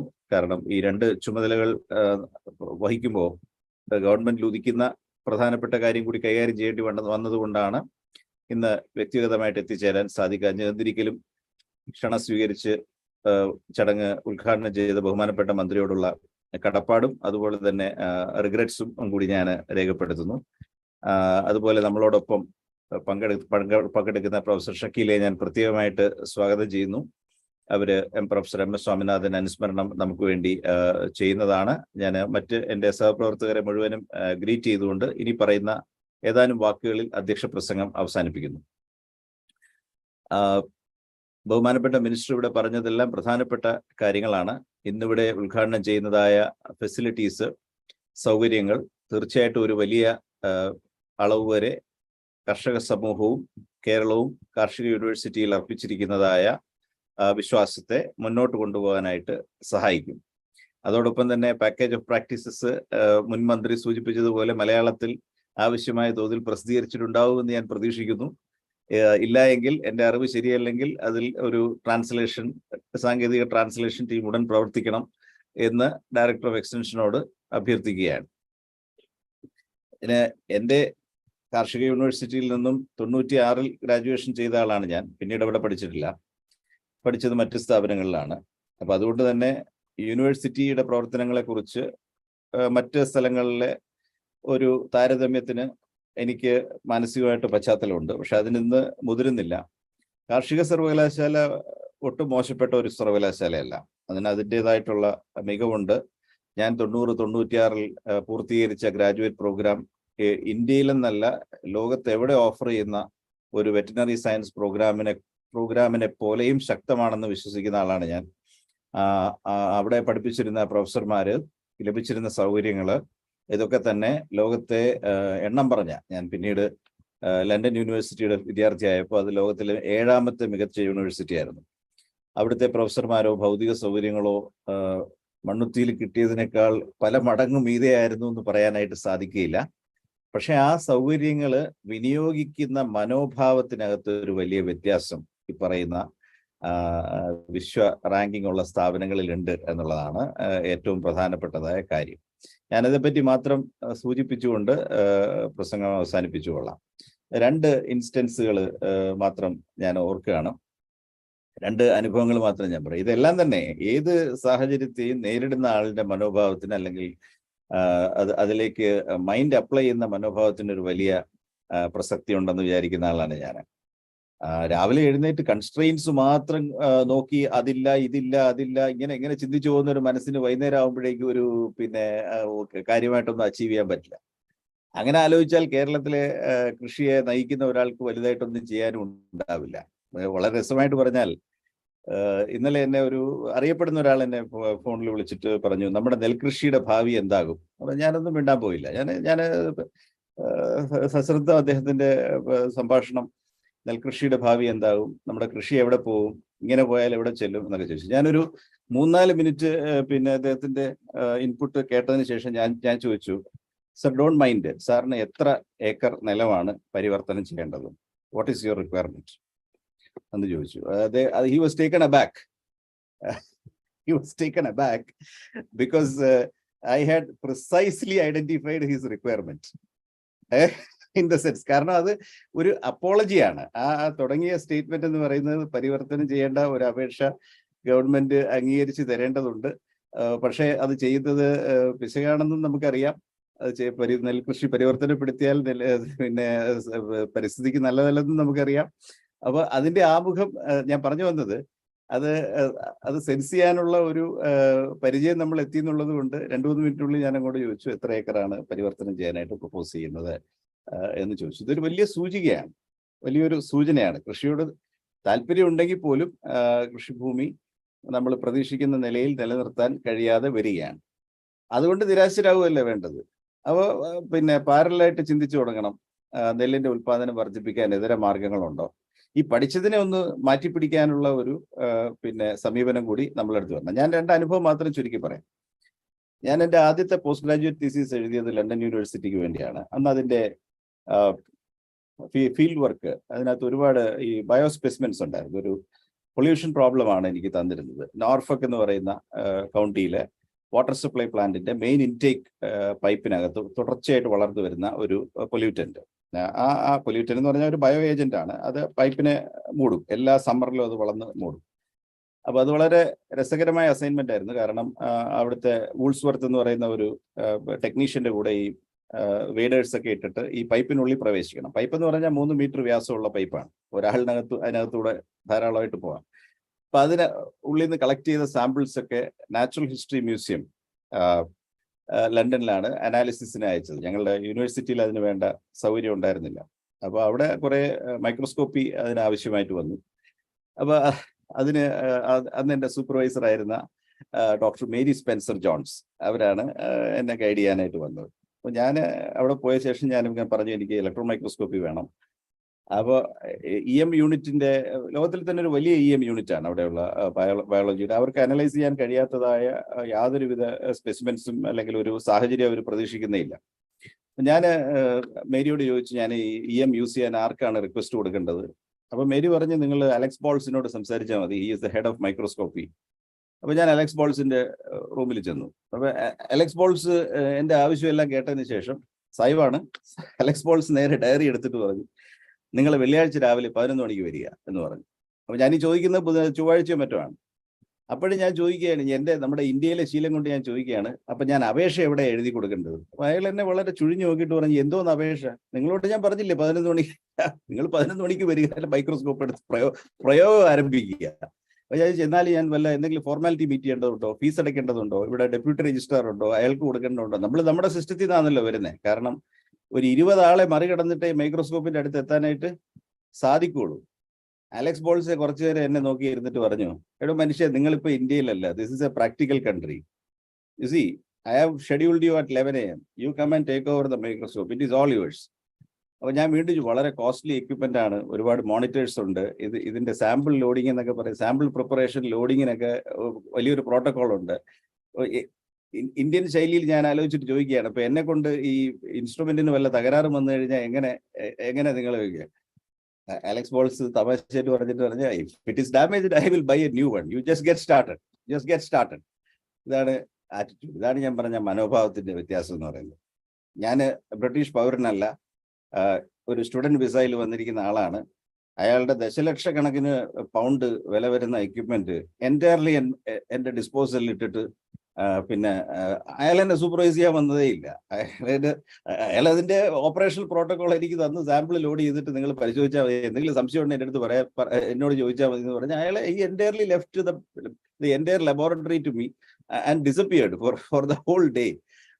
വൈകുന്നേരമോ 2-3 ദിവസത്തെ പ്രയോഗം കഴിഞ്ഞ ശേഷം ഞാൻ ആ ലാബ് വിട്ട് ഇറങ്ങുമ്പോഴേക്കും അയാൾ എൻ്റെ കയ്യിൽ നിന്ന് ഒരു കടലാസും ചോദിക്കുകയോ അയാൾ ആകെ എന്നോട് ചോദിച്ചു, അലക്സ് പോൾസ് ചോദിച്ചത്, have you got what you wanted, what about your result, have you got the digital capture, do you need anything further, can I pass your. ചുരുക്കി പറഞ്ഞു കഴിഞ്ഞാൽ ഈ പ്രക്രിയയുടെ ബ്യൂറോക്രസി എന്ന് പറയുന്നത് 2-3 മിനിറ്റിൽ അവിടെ കഴിഞ്ഞു എന്നുള്ളതാണ്. ഇനി നമ്മൾ നമ്മുടെ പശ്ചാത്തലമായിട്ടൊന്ന് കമ്പയർ ചെയ്ത് നോക്കണം. അപ്പൊ ഞാൻ പറഞ്ഞ സിമ്പിൾ ആയിട്ടുള്ള ഒരു പോയിന്റ് എന്ന് പറയുന്നത്, there is need to debureaucratise at all levels. കുറെ ചെറിയ കാര്യങ്ങളൊക്കെ ഈ ചെറിയ സമയത്ത് ഞാൻ ചെയ്തു, വിച്ച് ഇസ് ഇലക്ട്രോണിക് ഫയലിംഗ്. ഇപ്പൊ സാധാരണ ആലോചിച്ചാൽ മതി, എന്തുകൊണ്ട് നമ്മളിത് ഇന്നലെ ചെയ്തില്ല എന്നൊരു ക്വസ്റ്റ്യൻ ഞാൻ ചോദിക്കുന്നില്ല. It's a very simple thing to do. ഇന്നലെ ഞാൻ 35 യൂണിവേഴ്സിറ്റി ഫയൽസ് തിരുവനന്തപുരത്ത് നിന്ന് ക്ലിയർ ചെയ്ത് കൊടുത്തു. ഇത് കടലാസിൽ തയ്യാർ ചെയ്ത് തിരുവനന്തപുരത്ത് കൊണ്ടുവരികയോ ഞാൻ അങ്ങോട്ട് വരികയോ ഇത് മാനേജ് ചെയ്താൽ ഉണ്ടാകുമായിരുന്ന ഹ്യൂമൻ ടോർമെന്റ്, ആളുകൾ വെയിറ്റ് ചെയ്യുന്നത്. അപ്പൊ ഞാൻ പറഞ്ഞത്, എന്റെ വളരെ സിമ്പിൾ ആയ ഒരു request, get business like with the right attitude എന്നുള്ളതാണ്. ഭാഗ്യത്തിനോ നിർഭാഗ്യത്തിനോ വെറ്റിനറി യൂണിവേഴ്സിറ്റീസ് ആരംഭിച്ച വർഷങ്ങളിൽ ഞാനായിരുന്നു അതിന്റെ സ്ഥാപക വൈസ് ചാൻസലർ. പലതും പഠിച്ച വർഷങ്ങളാണ്. അതിലെ ഒരു എക്സ്പീരിയൻസ് മാത്രം ഞാൻ പറയാം. അവിടെ തുടങ്ങിയ സമയത്ത് പല പ്രൊഫസേഴ്സ് എന്നെ അവർ അസിസ്റ്റന്റ് പ്രൊഫസേഴ്സ് ആയിരുന്നപ്പോൾ ഗ്രാജുവേഷനിൽ പഠിപ്പിച്ചിട്ടുള്ളവരുമാണ്, പഠിപ്പിക്കാത്തവരും ഉണ്ട്. അപ്പൊ ഇനി മനോഭാവത്തിന്റെ ഒരു സംഗതി ഞാൻ പറയുകയാണ്. Making the best of an opportunity എന്ന് പറയുന്നത് ഒരു അപ്രോച്ചിന്റെ ഒരു വിഷയം കൂടെ ഉണ്ട്. അപ്പൊ അന്ന് ഫാമുകളെല്ലാം ലാഭത്തിലാക്കാൻ പറ്റില്ല, ദാറ്റ് ഈസ് ഡിഫിക്കൽട്ട്. പക്ഷേ ഈ റവന്യൂ ഗ്യാപ്പ് കുറച്ചുകൊണ്ട് വരുന്നതിന്, സെയിൽസ് വർദ്ധിപ്പിക്കുന്നതിനെ കുറിച്ച്, അതുപോലെ poultry, we identified poultry as a very very potent development opportunity. അപ്പൊ അതിൽ ഒരുപാട് ഇൻവെസ്റ്റ്മെന്റും അന്ന് കിട്ടി. നബാർഡിൽ നിന്നൊക്കെ ആദ്യമായിട്ടാണ് ഒരു യൂണിവേഴ്സിറ്റിക്ക് ഫണ്ടുകൾ സോഴ്സ് ചെയ്ത് കൊണ്ടുവരികയൊക്കെ ചെയ്തത്. അപ്പൊ അതിലൊരു പർട്ടിക്കുലർ ഇൻഡിവിജ്വൽ ഞാൻ ഇപ്പോഴും ഓർക്കുകയായിരുന്നു. നല്ല മനുഷ്യനാണ്, എനിക്കത് ഇപ്പോഴും അദ്ദേഹത്തോട് യാതൊരു പരാതിയില്ല. പക്ഷെ അദ്ദേഹത്തിന് ഈ കമേഴ്ഷ്യൽ എന്നുള്ള വാക്ക് കേട്ട് കഴിഞ്ഞാൽ ഉടനെ അദ്ദേഹത്തിന് വളരെ huge, it will trigger a huge reaction from him. അപ്പൊ I will try to impress saying that ഒരു 15-20% നമുക്ക് ഇന്റേണൽ റവന്യൂസ് യൂണിവേഴ്സിറ്റിയിൽ വേണം, ഇല്ലെങ്കിൽ നമുക്ക് സർവൈവ് ചെയ്യാൻ ബുദ്ധിമുട്ട് വരും. This farms will you may not be able to invest properly എന്നൊക്കെ പറയും. അപ്പൊ അതേ ഒരു വലിയ തർക്കം അതിൽ ആരംഭിക്കും. പറയും, യൂണിവേഴ്സിറ്റി എന്ന് പറയുന്നത് ഒരു commercial സ്ഥാപനമല്ല, there shall be no profits. അപ്പൊ ഞാൻ പറയുന്നത്, what shall be there? Losses. Is that a good model to show the poultry farmers that university ചെയ്യുമ്പോൾ ഒരു വലിയ വെങ്കടേശ്വര ഗ്രൂപ്പിനെ പോലെ പ്രോഫിറ്റ് ഉണ്ടാക്കാൻ പറ്റുകയില്ല. But the gap should be as minimum as possible. അപ്പൊ ഈ കമേഴ്ഷ്യൽ എന്നുള്ള വാക്കിൽ വലിയൊരു തർക്കം അവിടെ ഉയർന്നു വരിക. അപ്പൊ ഞാൻ പിന്നെ പറഞ്ഞു, ഒരു കോസ്റ്റ് കൺട്രോൾ എന്ന് പറഞ്ഞാൽ സമാധാനമാവോ ഞാൻ ചോദിക്കും. അങ്ങനെയൊക്കെ പോകും. അപ്പൊ ഇതിന്റെ ഒരു കുഴപ്പം എന്തെന്ന് പറഞ്ഞാൽ, because he was in N influential position, none of the either cost control or enhanced production activities can be taken forward. അപ്പൊ അങ്ങനെ വന്നപ്പോൾ എന്റെ ഭാഗ്യത്തിന് എല്ലാ യൂണിവേഴ്സിറ്റിയിലും ഇപ്പൊ സംഭവിച്ചുകൊണ്ടിരിക്കുന്ന പോലെ ഗവൺമെന്റ് ഗ്രാന്റ് കിട്ടാതായതുകൊണ്ട് ശമ്പളം 4-5 ദിവസം അവിടെ വൈകി. അപ്പോൾ സ്വാഭാവികമായിട്ടും everybody was rattled. Even I would be rattled if my salary is not coming on second or third. വേറെ വരുമാനവും നമുക്കില്ലല്ലോ. അപ്പൊ അതിന്റെ ചർച്ച അത് സംസാരിച്ചുകൊണ്ടിരുന്ന സമയത്ത് പിന്നെ ഇതേ വ്യക്തി എന്നോട് പറഞ്ഞു, അത് പിന്നെ അല്ല, ഇതിലെ രസം എന്താന്ന് വെച്ചാല്, he will raise this point that ഈ കമേഴ്ഷ്യൽ പ്രവർത്തനങ്ങൾ പോൾട്രിയിൽ വേണ്ട, അത് നമ്മുടെ. അപ്പൊ അദ്ദേഹം ഒരു ചോദ്യം എന്നോട് സ്പെസിഫിക് ആയിട്ട് ചോദിക്കും, ഇങ്ങനെ ഇത് ഈ പോൾട്രി ഉൽപ്പന്നങ്ങൾ വിറ്റ് പണം ഉണ്ടാക്കണമെന്ന് നമ്മുടെ ആക്ടിൽ പറഞ്ഞിട്ടുണ്ടോ? അങ്ങനെ ആക്ടിലുണ്ടോ? ആക്ടിൽ പറഞ്ഞെങ്കിൽ ഞാൻ ചെയ്യാം, ആക്ടിൽ ഇല്ലെങ്കിൽ ഞാൻ ചെയ്യില്ല എന്നൊരു നിലപാട് അദ്ദേഹം എടുത്തുകളയും. അത് വളരെ രസകരമായ ഒരു നിലപാടാണ്. ആക്ടിന് 76 സെക്ഷനോ മറ്റേ ഉള്ളൂ. സ്വാഭാവികമായിട്ട് പോൾട്രി ഫാമിൽ ലാഭം ഉണ്ടാക്കണമെന്ന് നിയമസഭ ഒരു കമാൻഡ് അതിനകത്ത് എഴുതിയിട്ടില്ല. അത് അണ്ടർസ്റ്റുഡ് ആണ്. ഫാം നടത്തുന്നയാൾ വേണം അതിന്റെ പിന്നെ വിറ്റുവരവിന്റെയും ചെലവിന്റെയും അന്തരം ഏറ്റവും മിനിമം ആയിട്ട് കുറച്ച് സ്ഥാപിക്കാനുള്ളൂ. അപ്പൊ ഇക്കാര്യത്തിൽ കോൺവെർസേഷൻ വന്നപ്പോഴും ഇതേ വ്യക്തി എന്നോട് വളരെ തീവ്രമായിട്ട് ചോദിച്ചു, ശമ്പളം 1-ാം തീയതി തരേണ്ടതല്ലേ സാറേ എന്ന് ചോദിച്ചു. അപ്പൊ ഞാൻ എഴുന്നേറ്റ് ചോദിച്ചു, അങ്ങനെ ആക്ടിൽ പറഞ്ഞിട്ടുണ്ടോ? 1-ാം തീയതി ശമ്പളം ഡിസ്ട്രിബ്യൂട്ട് ചെയ്യണമെന്ന് ആക്ടിൽ പറഞ്ഞിട്ടുണ്ട്. ഇനി മുതൽ 31-ാം തീയതി ശമ്പളം ഉള്ളൂ. ആക്ടിൽ അക്കാര്യത്തിൽ വ്യക്തതയില്ല എന്ന് പറഞ്ഞു. അത് അദ്ദേഹത്തെ ഷാറ്റർ ചെയ്ത് കളഞ്ഞു. അദ്ദേഹം വളരെ വികാരാധീനനായി അദ്ദേഹം എന്നോട് ചോദിച്ചു, അപ്പൊ ആക്ടിൽ അങ്ങനെ പറഞ്ഞിട്ടില്ലേ എന്ന് ചോദിച്ചു. അപ്പൊ എനിക്ക് മനസ്സിലായി ഇദ്ദേഹം ആക്ട് വായിച്ചിട്ടേ ഇല്ല. അപ്പൊ ഇങ്ങനെ ഞാൻ പറഞ്ഞത്, C, do you make the best out of A situation. ഞാൻ പറഞ്ഞ ആളുടെ പേര് പറഞ്ഞാൽ നിങ്ങളൊക്കെ അറിയും, അത് പോട്ടെ, അദ്ദേഹം വിരമിച്ച് വളരെ മുമ്പ് പോയ, നമ്മളുടെ സ്നേഹത്തോടുകൂടി എപ്പോഴും. But he came around and he understood the whole point that there can be enterprises within a non profit also. അപ്പോ ഇവിടെ പറഞ്ഞു വന്ന സംഗതി ഇതാണ്. ഇപ്പോൾ കമ്മ്യൂണിക്കേഷൻ സെന്ററിന് നല്ലൊരു പൊസിഷനിങ് ഇപ്പോൾ ഉണ്ട്. വിദ്യാഭ്യാസത്തിന്റെ സ്വഭാവം മാറി. ഒരുപാട് കാര്യങ്ങൾ പിന്നെ ഓൺലൈനായിട്ട് പോകുന്നുണ്ട്, യൂട്യൂബിൽ പോകുന്നുണ്ട്. ഓൺലൈനിലും എനിക്ക് വളരെ മനോഹരമായ ഒരു എക്സ്പീരിയൻസ് ഉണ്ട്. ഈ 4 പിന്നെ സ്മാർട്ട് ക്ലാസ് റൂംസ് ആ യൂണിവേഴ്സിറ്റിയിൽ ഡിസൈൻ ചെയ്തിരുന്നു. അന്ന് അതിന് 1.5 കോടി രൂപയോ മറ്റോ ആണ് ചെലവാക്കിയത്. കാരണം അന്ന് YouTube is not 2011, 2015 YouTube is not this vibrant. ഇതൊരു മീഡിയമായിട്ട് ഇത്രയും വന്നിട്ടില്ല. ഡെഡിക്കേറ്റഡ് വീഡിയോ കോൺഫറൻസിങ് എക്യുപ്മെന്റ് കാര്യങ്ങൾ എല്ലാം കൊണ്ടുവന്ന് ഇപ്പോഴും അതിന്റെ റെമനൻസ് അവിടുത്തെ സ്ഥാപനങ്ങളിലുണ്ട്.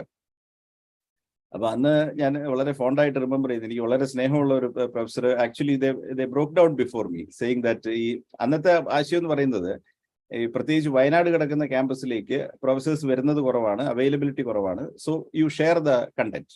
മാത്രമല്ല ആ സ്ട്രക്ചറിന് ലോകത്തെ ഏത് യൂണിവേഴ്സിറ്റിയിൽ നിന്ന് ഒരു ലെക്ചർ ഇമ്പോർട്ട് ചെയ്യാനോ എക്സ്പോർട്ട് ചെയ്യാനോ ഉള്ള സൗകര്യം വെച്ചാണ് അത് ഡിസൈൻ ചെയ്തത്. ഉദ്ദേശിച്ച പോലെ വിജയിച്ചില്ലെന്ന് ഞാൻ പിന്നീട് മനസ്സിലാക്കിയത്.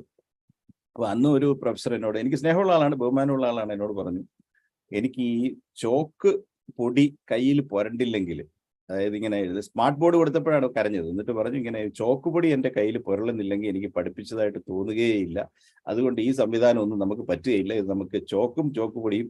അങ്ങനെ ഞാനൊരു കൺസെഷൻ എന്നുള്ള നിലയ്ക്ക് പറഞ്ഞു, ഈ സ്മാർട്ട് ബോർഡ് അവിടെ സ്ഥാപിച്ചു കഴിഞ്ഞാൽ ടീച്ചറിന്റെ ഇടതുവശത്ത് ഒരു ചോക്ക് പൗഡറും അവിടെ തന്നെ പ്രൊവൈഡ് ചെയ്തേക്കും, we will cover the whole thing. ഞാൻ ഈ പറഞ്ഞത് ഈ ഇത് പിന്നെ ഒരു വിമർശനപരമായിട്ടല്ല, but the whole thing is it turns on your attitude. ഇതിലാണ് എനിക്ക് റിക്വസ്റ്റ് ചെയ്യാനുള്ളത്. That it is a good time for the university students. ഇപ്പോൾ SRF-നൊക്കെ വലിയ എക്സലൻസ് കാണിച്ചു, അതിൽ അധ്യാപകരുടെയും കഴിവുണ്ട്, മിടുക്കുണ്ട്. See, no individual or facility in the university is below par. പക്ഷെ ഇതിനെ കൺവെർട്ട് ചെയ്ത് നമ്മൾ എത്തിക്കണം എന്നുണ്ടെങ്കിൽ ഒരു ഹയർ ഡിഗ്രി ഓഫ് ഓൺട്രപ്രന്യൂർഷിപ്പ് വേണം, ഒരു ഉൽപ്പന്നപരത വേണം. ഇപ്പൊ ഇവിടെ മനുരത്നയുടെ എക്സാമ്പിൾ മിനിസ്റ്റർ പറഞ്ഞു, എനിക്ക് വളരെ സ്ട്രൈക്കിംഗ് ആയിട്ട് തോന്നി. കാരണം it is A university product. അവനെ പ്രൊമോട്ട് ചെയ്യാനും ആ നെൽവിത്തിനെ കർഷകർക്ക് ബെറ്റർ ഇൻട്രൊഡ്യൂസ് ചെയ്യാനും യൂസ് ചെയ്യാനും അവരെ പ്രേരിപ്പിക്കാനുമായിട്ടുള്ള ബിസിനസ് നെറ്റ്വർക്ക് എങ്ങനെ ചെയ്യാൻ പറ്റും? Theoretically, if my management has no problem, I have no issue in even starting a company in the university, which is the easiest to do. വിദേശത്തൊക്കെ ചെന്ന് കഴിഞ്ഞാൽ ഞാൻ യൂണിവേഴ്സിറ്റി പഠിപ്പിക്കുമ്പോൾ എൻ്റെ മിക്ക പ്രൊഫസർമാർക്ക് അവരുടെ സ്വന്തം കമ്പനിയും ഉണ്ട്, അവർ യൂണിവേഴ്സിറ്റിയുടെ കമ്പനി മാനേജ് ചെയ്യുന്നുണ്ട്. They are permitted to start enterprises. Company ഡയറക്ടർമാരാണ്, കമ്പനി മാനേജിംഗ് ഡയറക്ടർമാരാണ്, അവരവരുടെ business without conflict of interest നടത്തുന്നുണ്ട്. അതൊരു വലിയ മേഖലയാണ്. അതിപ്പോ for example London's emergency hospital, Charing Cross emergency hospital is university of ലണ്ടന്റെ ഒരു യൂണിറ്റ് ആണ്. അതൊരു ബിസിനസ് ആയിട്ടാണ് രജിസ്റ്റർ ചെയ്തിരിക്കുന്നത്. അതിന് പിന്നെ ടാക്സ് രജിസ്ട്രേഷൻ അടക്കമുള്ള എല്ലാ കാര്യങ്ങളും ഉണ്ട്. അതിന്റെ യൂണിവേഴ്സിറ്റിയുടെ ഒരു ഓഫീസർ ആയിരിക്കും അതിന്റെ ചെയർമാൻ, അതിന്റെ ഡയറക്ടർ അതിന്റെ കമ്പനിയാണ്. So companies work within the universities. ഇതിനൊക്കെ 13-14 ഇറങ്ങി പുറപ്പെട്ടതിന് പിന്നെ അസാരം നല്ല പിന്നെ അടി കിട്ടിയവനാണ് ഞാൻ.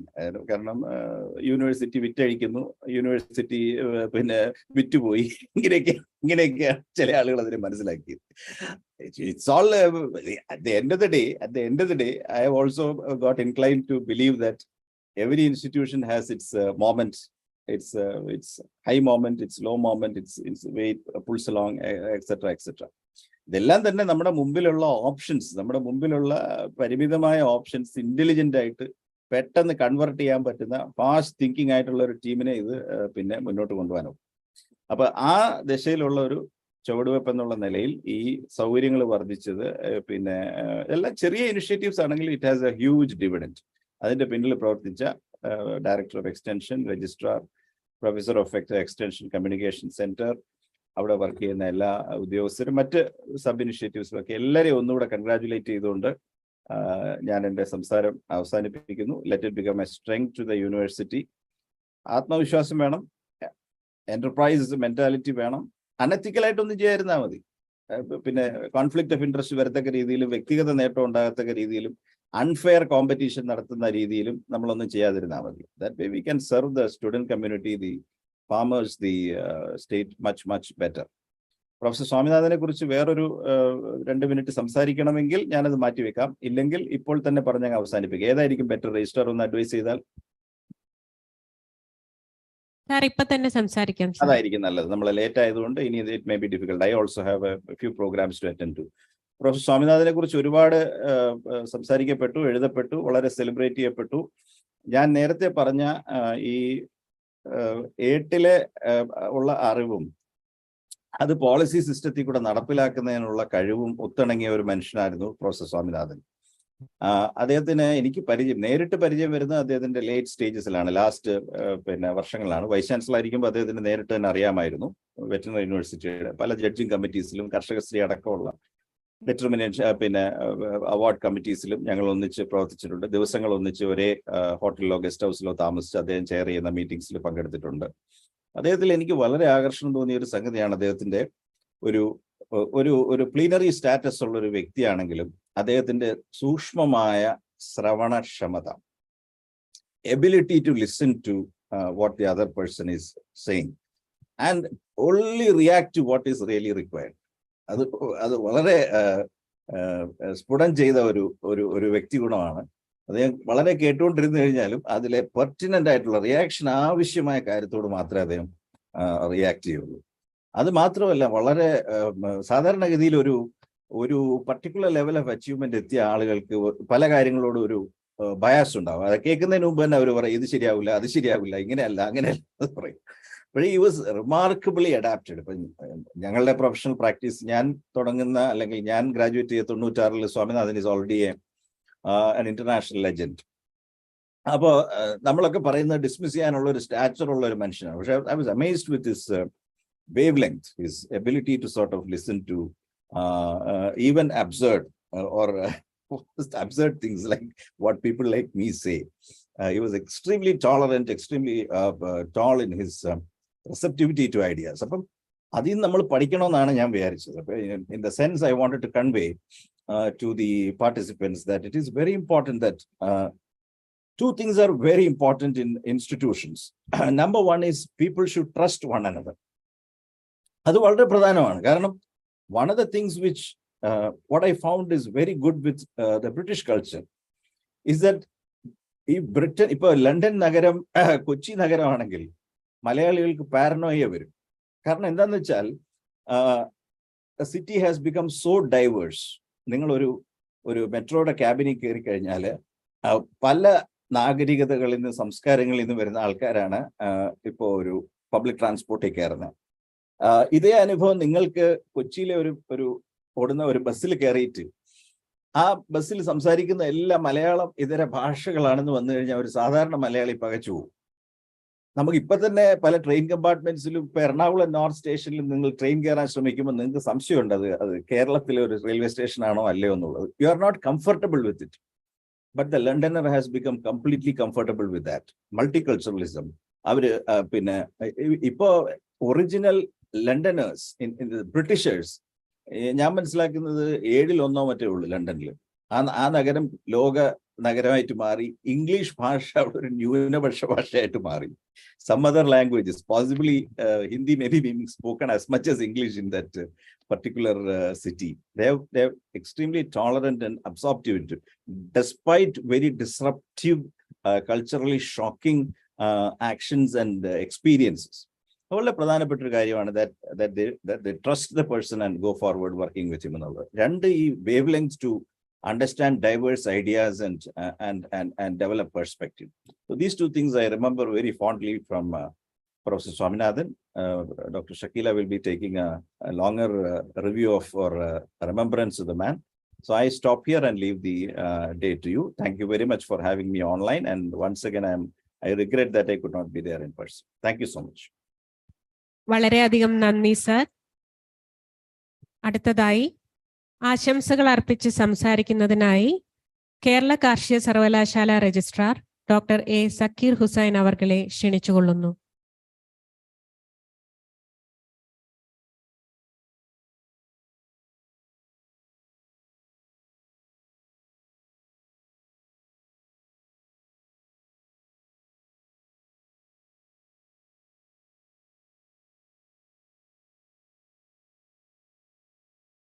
ഈ ചടങ്ങിന് അധ്യക്ഷം വഹിച്ച ബഹുമാനപ്പെട്ട കാർഷിക സർവകലാശാല vice chancellor doctor B Ashok sir, ഈ പരിപാടി ഉദ്ഘാടനം ചെയ്ത ആദരണീയനായ റവന്യൂ വകുപ്പ് മന്ത്രി ശ്രീ കെ രാജൻ അവർകൾ,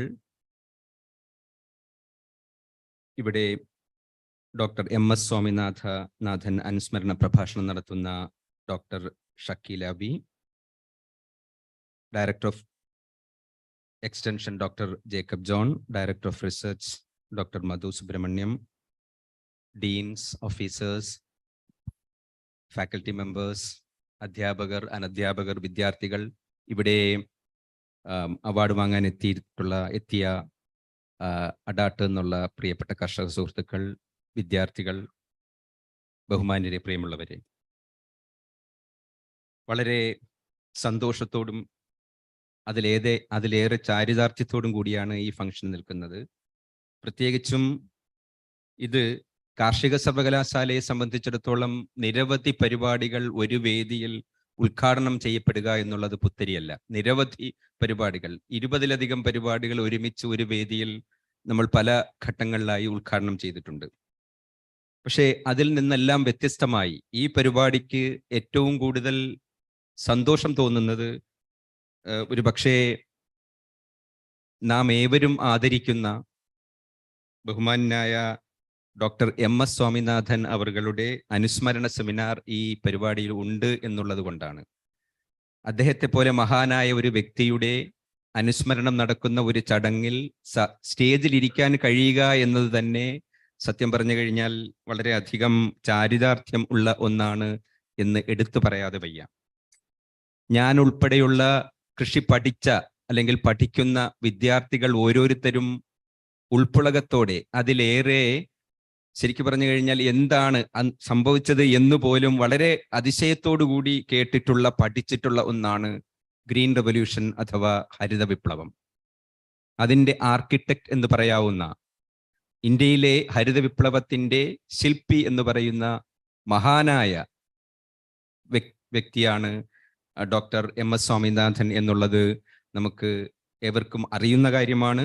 നിരവധി, ഇവിടെ വേൾഡ് ഫുഡ് പ്രൈസ് ലഭിച്ചു എന്ന് പറയുന്നത് പോലെ തന്നെ അദ്ദേഹത്തെ പത്മശ്രീയും പത്മഭൂഷണും പത്മവിഭൂഷണും ഒക്കെ നൽകി രാഷ്ട്രം ആദരിച്ചിട്ടുണ്ട്. അത്രയും മികവിൽ നിന്ന് 1960-കളിലെ ക്ഷാമം നേരിടുന്നതിന് വേണ്ടി ടെക്നോളജി ഉപയോഗിച്ചുകൊണ്ട് ഹൈ ഈൽഡിംഗ് വെറൈറ്റിയും കെമിക്കൽ ഫെർട്ടിലൈസേഴ്സും അതുപോലെ തന്നെ പെസ്റ്റിസൈഡ്സും ഒക്കെയുള്ള ടെക്നോളജിയുടെ ഒരു സംഗ്രഹം കൊണ്ട് ഹരിത വിപ്ലവം യാഥാർത്ഥ്യമാക്കുന്നതിന് മുന്നിൽ നിന്ന് നയിച്ച വ്യക്തിയാണ് സ്വാമിനാഥൻ സാർ എന്ന് പറയുന്നത്. ശരിക്കു പറഞ്ഞു കഴിഞ്ഞാൽ നമ്മൾ ഓരോരുത്തർക്കും ശരിക്കു പറഞ്ഞു കഴിഞ്ഞാൽ സന്തോഷകരമായ ഒരു വസ്തുതയാണ്. അത് ഇവിടെ എടുത്തു പറയുവാൻ ഞാൻ ആഗ്രഹിക്കുകയാണ്.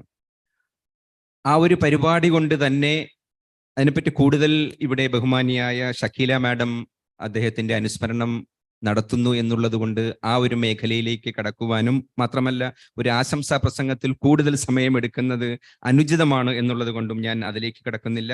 ഒപ്പം ഇവിടെ നിരവധി പരിപാടികൾ ഉദ്ഘാടനം ചെയ്യപ്പെട്ടു. അതിൽ ഏറ്റവും എടുത്തു പറയേണ്ടുന്ന ഒന്ന് റെക്കോർഡിംഗ് ആൻഡ് എഡിറ്റിംഗ് സ്റ്റുഡിയോ ആണ്. വളരെ മികവുറ്റ രീതിയിൽ agriculture technology and information centre കീഴിലെ ഡോക്ടർ സിവിൽസൺ ജയമേനോന്റെ നേതൃത്വത്തിൽ അവിടെ സജ്ജമാക്കിയിട്ടുണ്ട്.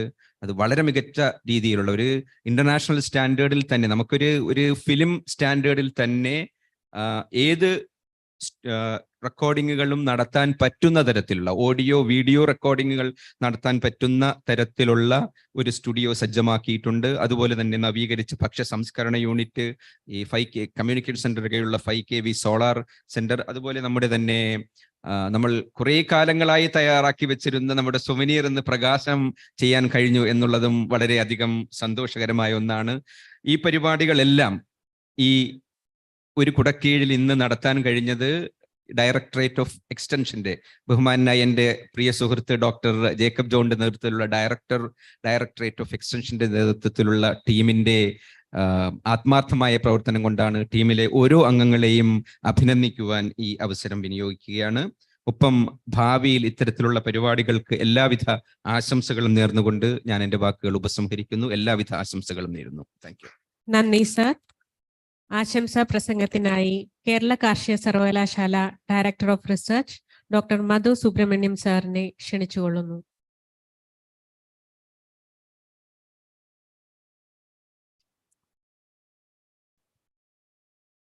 ബഹുമാനപ്പെട്ട യോഗാധ്യക്ഷൻ കാർഷിക സർവകലാശാലയുടെ വൈസ് ചാൻസലറുമായ ഡോക്ടർ ബി അശോക് അവർകൾ, ഇന്നത്തെ ഈ ഒരു ഉദ്ഘാടന ചടങ്ങ് നിർവഹിച്ച റവന്യൂ മിനിസ്റ്റർ ശ്രീ രാജൻ അവർകൾ, ഇന്ന് ഡോക്ടർ എം എസ് സ്വാമിനാഥൻ അനുസ്മരണ ലെക്ചർ ഇവിടെ നടത്തുന്ന doctor Shakeela madam, director of extension doctor Jacob John, registrar doctor Zakir Hussain, മറ്റ് സീനിയർ ഒഫീഷ്യൽസ്, മൈ കൊളീഗ്സ്, കർഷക സുഹൃത്തുക്കളെ, വിദ്യാർത്ഥിനികളെ, മറ്റ് പ്രിയ സുഹൃത്തുക്കളെ, ഒരു വലിയ നീണ്ട പ്രസംഗത്തിന് സാങ്കത്യമില്ലാത്തൊരു സമയമാണ്. അധികമൊന്നും പറയുന്നില്ല. ഇന്നിവിടെ ഉദ്ഘാടനം ചെയ്യപ്പെട്ട ഒരു വിശാലമായിട്ട് നമ്മൾ കാണുകയാണെങ്കിൽ കർഷക സമൂഹത്തെ സേവിക്കാൻ വേണ്ട കാർഷിക സർവകലാശാലയെ അതിനെ പ്രാപ്തമാക്കുന്ന ചില അടിസ്ഥാന സൗകര്യങ്ങൾ, അതൊരു വിഭാഗത്തിൽപ്പെടുന്നു. കർഷകർക്ക് വേണ്ടി വിജ്ഞാന വ്യാപന പ്രവർത്തനത്തിന്റെ ഭാഗമായി ഉള്ള സാങ്കേതിക സഹായങ്ങൾ, അത് മറ്റൊരു വിഭാഗത്തിലും.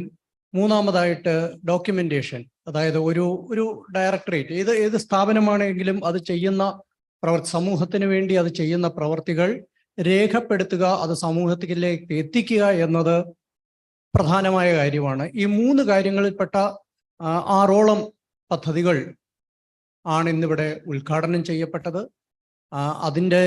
ഇതിൻ്റെ പ്രയോജനം തീർച്ചയായിട്ടും കാർഷിക കേരളത്തിന് ലഭിക്കും എന്നുള്ള പ്രത്യാശയോടുകൂടി ഇതിൻ്റെ പിന്നിൽ പ്രവർത്തിച്ച എല്ലാവർക്കും അനുമോദനങ്ങൾ അറിയിച്ചുകൊണ്ട് ഞാൻ നിർത്തുകയാണ്. ഒരൊറ്റ വാക്കും കൂടെ പറഞ്ഞുകൊണ്ട്, കാരണം ഇന്ന് നമ്മൾ അനുസ്മരിക്കുന്ന ഒരു അതുല്യ പ്രതിഭ സ്വാമിനാഥൻ സാറിനെ അധികം ഈ പറഞ്ഞതുപോലെ ഞങ്ങൾക്കാർക്കും പരിചയമില്ല, കേട്ട് പരിചയമുണ്ട്. ഓരോ കാർഷിക വിദ്യാർത്ഥികളെ സംബന്ധിച്ചിടത്തോളം ആ പേര് സുപരിചിതമാണ്. എനിക്ക് അദ്ദേഹത്തിൻ്റെ ഒരു കോൺവെക്കേഷൻ, ഡൽഹി പഠിക്കുമ്പോൾ അദ്ദേഹത്തിൻ്റെ കോൺവെക്കേഷനിലെ ഒരു ലെക്ചർ അദ്ദേഹം വന്ന് സംസാരിച്ച ഒരു ഓർമ്മയുണ്ട്.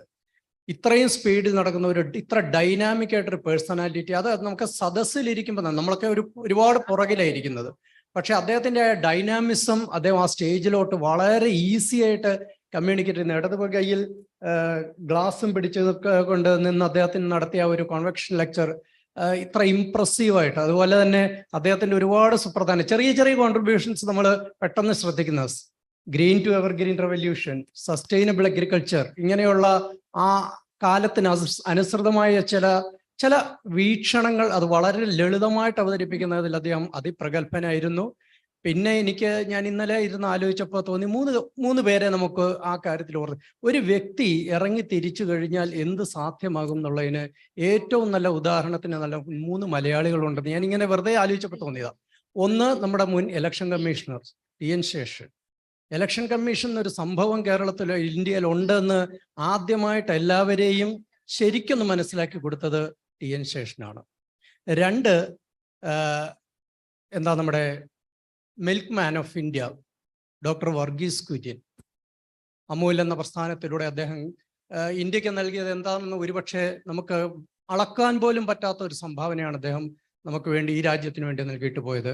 ആ ത്രയത്തിൽ മൂന്നാമതായിട്ട് നമുക്ക് എടുത്തു പറയാൻ പറ്റുന്ന ഒരു മലയാളി, നമ്മളുടെ മണ്ണിൽ നിന്നും ഉരുത്തിരിഞ്ഞ ഒരു മഹത് വ്യക്തിത്വമാണ് doctor M S Swaminathan.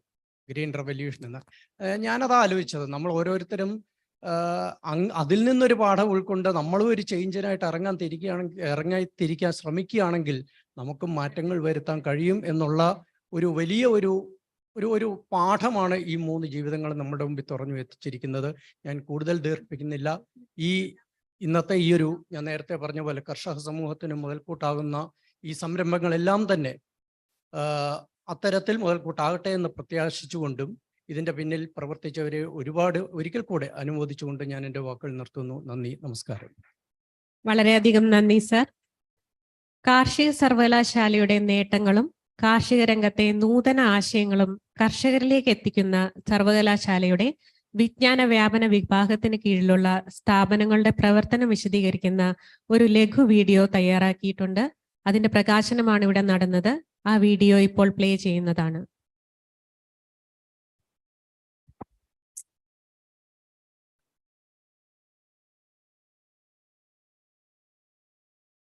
Kerala കാർഷിക സർവകലാശാലയുടെ പ്രധാന ലക്ഷ്യങ്ങളാണ് വിദ്യാഭ്യാസവും ഗവേഷണവും വിജ്ഞാന വ്യാപനവും.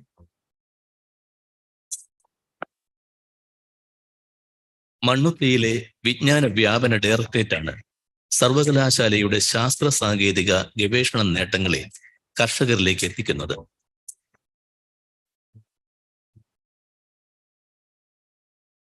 ഡയറക്ടറേറ്റിന് കീഴിലുള്ള communication centre, central training institute, agricultural technology information centre, കൃഷി വിജ്ഞാന കേന്ദ്രങ്ങൾ തുടങ്ങിയ സ്ഥാപനങ്ങളെ ഏകോപിപ്പിച്ചുകൊണ്ടാണ് വിജ്ഞാന വ്യാപന പ്രവർത്തനങ്ങൾ നടപ്പിലാക്കുന്നത്. ഡയറക്ടറേറ്റിന് കീഴിലുള്ള കമ്മ്യൂണിക്കേഷൻ സെന്ററാണ് ശാസ്ത്ര സാങ്കേതിക നേട്ടങ്ങളെ പ്രസിദ്ധീകരണങ്ങൾ, പത്ര, റേഡിയോ മാധ്യമങ്ങൾ, പ്രദർശനങ്ങൾ എന്നിവ വഴി കർഷകരിലേക്ക് എത്തിക്കുന്നത്. സർവകലാശാല ശാസ്ത്രജ്ഞരുമായി കർഷകർക്ക് ആശയവിനിമയം നടത്തുന്നതിന് സംസ്ഥാനതല സെമിനാറുകളും ചർച്ചകളും ഈ കേന്ദ്രം സംഘടിപ്പിക്കുന്നു. വിത്തുവണ്ടി വഴി വിത്തുകൾ, പ്രസിദ്ധീകരണങ്ങൾ, ഉൽപ്പന്നങ്ങൾ എന്നിവ കർഷകരിലേക്ക് എത്തിക്കുന്നു. കൂടാതെ ഇവിടെ പ്രവർത്തിക്കുന്ന ഭക്ഷ്യ സംസ്കരണ യൂണിറ്റും കർഷകർക്ക് പ്രയോജനകരമാണ്. സെൻട്രൽ ട്രെയിനിംഗ് ഇൻസ്റ്റിറ്റ്യൂട്ടാണ് വിവിധങ്ങളായ പരിശീലന പരിപാടികൾ സംഘടിപ്പിക്കുന്നത്. കർഷകർക്കും കൃഷി ഉദ്യോഗസ്ഥർക്കും സംരംഭകർക്കും യുവജനങ്ങൾക്കും വനിതകൾക്കും ഉൾപ്പെടെ ഓൺലൈനായും നേരിട്ടുമുള്ള പരിശീലന പരിപാടികൾ ഇവിടെ സംഘടിപ്പിക്കുന്നു. സെൻട്രൽ ടെക്നോളജി മ്യൂസിയം എന്ന പേരിൽ സാങ്കേതിക വിദ്യകളുടെ ഒരു സ്ഥിരം പ്രദർശന വേദിയും കർഷകർക്ക് താമസിച്ച് പരിശീലന പരിപാടിയിൽ പങ്കെടുക്കുന്നതിനുള്ള കർഷക ഭവനവും ഇവിടെ പ്രവർത്തിച്ചു വരുന്നു. വെള്ളായണി കാർഷിക കോളേജിലുള്ള ട്രെയിനിംഗ് സർവീസ് സ്കീം തെക്കൻ കേരളത്തിലെയും മഞ്ചേശ്വരത്ത് പ്രവർത്തിക്കുന്ന എക്സ്റ്റൻഷൻ ട്രെയിനിംഗ് സെന്റർ ഉത്തര കേരളത്തിലെയും കർഷകർക്ക് ആവശ്യമായ പരിശീലന പരിപാടികൾ സംഘടിപ്പിക്കുന്നു. ആറ്റിക് അഥവാ അഗ്രികൾച്ചറൽ ടെക്നോളജി ഇൻഫർമേഷൻ സെന്റർ കർഷകരുടെ ആശാകേന്ദ്രമാണ്. ഹരിതജാലകം എന്ന ഈ കേന്ദ്രത്തിലെ സെയിൽസ് സെന്റർ ഒരു മിനി സൂപ്പർ മാർക്കറ്റ് തന്നെയാണ്. മൂല്യവർദ്ധിത ഉൽപ്പന്നങ്ങളുടെ വലിയൊരു നിര തന്നെ ഇവിടെ ലഭ്യമാണ്.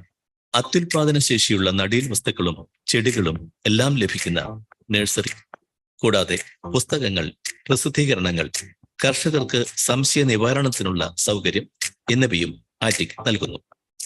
നവീന കൃഷിമുറകൾ, സാങ്കേതിക വിദ്യകൾ, കൃഷിയും സംസ്കാരവും തുടങ്ങിയ ഒട്ടേറെ വിഷയങ്ങളിൽ വീഡിയോ നിർമ്മിച്ച് സമൂഹ മാധ്യമങ്ങളിൽ പ്രചരിപ്പിക്കുന്നതിന് ഈ കേന്ദ്രം സുസജ്ജമാണ്. ലക്ഷക്കണക്കിന് കൃഷിക്കാരും കൃഷിയെ സ്നേഹിക്കുന്നവരും ഈ വീഡിയോകളുടെ സ്ഥിരം പ്രേക്ഷകരാണ്. വിജ്ഞാന വ്യാപന ഡയറക്ടറേറ്റിന് കീഴിൽ 7 കൃഷി വിജ്ഞാന കേന്ദ്രങ്ങളാണ് കേരളത്തിൽ അങ്ങോളം ഇങ്ങോളം പ്രവർത്തിക്കുന്നത്. അത്യുൽപാദന ശേഷിയുള്ള നടീൽ വസ്തുക്കളുടെയും വിത്തിനങ്ങളുടെയും ഉൽപാദനം, നൂതന സാങ്കേതിക വിദ്യകളുടെ മുൻനിര പ്രദർശനത്തോട്ടം, കൃഷിയുടെ പരീക്ഷണങ്ങൾ, പരിശീലന പരിപാടികൾ തുടങ്ങി ഒട്ടേറെ പ്രവർത്തനങ്ങളാണ് കൃഷി വിജ്ഞാന കേന്ദ്രങ്ങൾ കാർഷിക മേഖലയ്ക്കായി നടത്തിവരുന്നത്.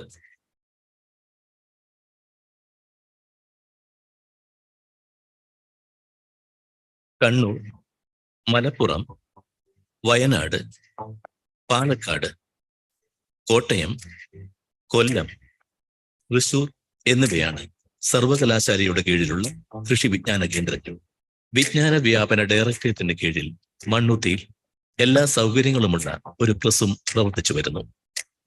സർവകലാശാലയുടെ പ്രസിദ്ധീകരണങ്ങൾ, ലീഫ്ലെറ്റുകൾ, കാർഷിക ത്രൈമാസികയായ കൽപ്പധേനു, വിളപരിപാലന ശുപാർശകൾ അടങ്ങുന്ന പാക്കേജ് ഓഫ് പ്രാക്ടീസസ് റെക്കമെൻഡേഷൻസ് തുടങ്ങി സർവകലാശാലയുടെ പ്രിന്റിംഗ് ജോലികളെല്ലാം നിർവഹിക്കുന്നത് ഈ പ്രസ്സിലാണ്.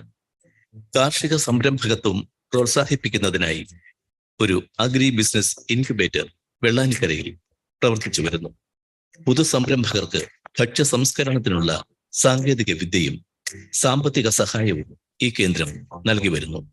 കോഴിക്കോട് ജില്ലയുടെ കാർഷിക ആവശ്യങ്ങൾ നിറവേറ്റുന്നതിനായി വേങ്ങേരിയിൽ ഒരു agricultural information and sales centre പ്രവർത്തിക്കുന്നു. വിത്ത്, നടീൽ വസ്തുക്കൾ, മൂല്യവർദ്ധിത ഉൽപ്പന്നങ്ങൾ, ജൈവ നിവേശങ്ങൾ എന്നിവ ഇവിടെ ലഭ്യമാണ്. കൂടാതെ വിവിധ പരിശീലന പരിപാടികളും ഈ കേന്ദ്രത്തിൽ നടപ്പിലാക്കി വരുന്നു. മണ്ണുത്തിയിലുള്ള പബ്ലിക് റിലേഷൻസ് യൂണിറ്റാണ് സർവകലാശാലയുടെ വിജ്ഞാന വ്യാപന ഗവേഷണ നേട്ടങ്ങളെല്ലാം പത്ര, ശ്രവ്യ, ടെലിവിഷൻ മാധ്യമങ്ങളിലൂടെ പൊതുസമൂഹത്തിലേക്ക് എത്തിക്കുന്നത്. KAU ന്യൂസ് ലെറ്റർ, ബുള്ളറ്റിനുകൾ തുടങ്ങിയവയും ഈ വിഭാഗം പുറത്തിറക്കുന്നു. കൃഷി വകുപ്പ് ഉൾപ്പെടെയുള്ള കാർഷിക മേഖലയിൽ പ്രവർത്തിക്കുന്ന ഏജൻസികളുമായി സഹകരിച്ച് കേരളത്തിലെ കർഷക സമൂഹത്തിന്റെ ഉന്നമനത്തിനായി വിജ്ഞാന വ്യാപന ഡയറക്ടറേറ്റ് പ്രവർത്തന നിരതമായി സദാ നിലകൊള്ളുന്നു.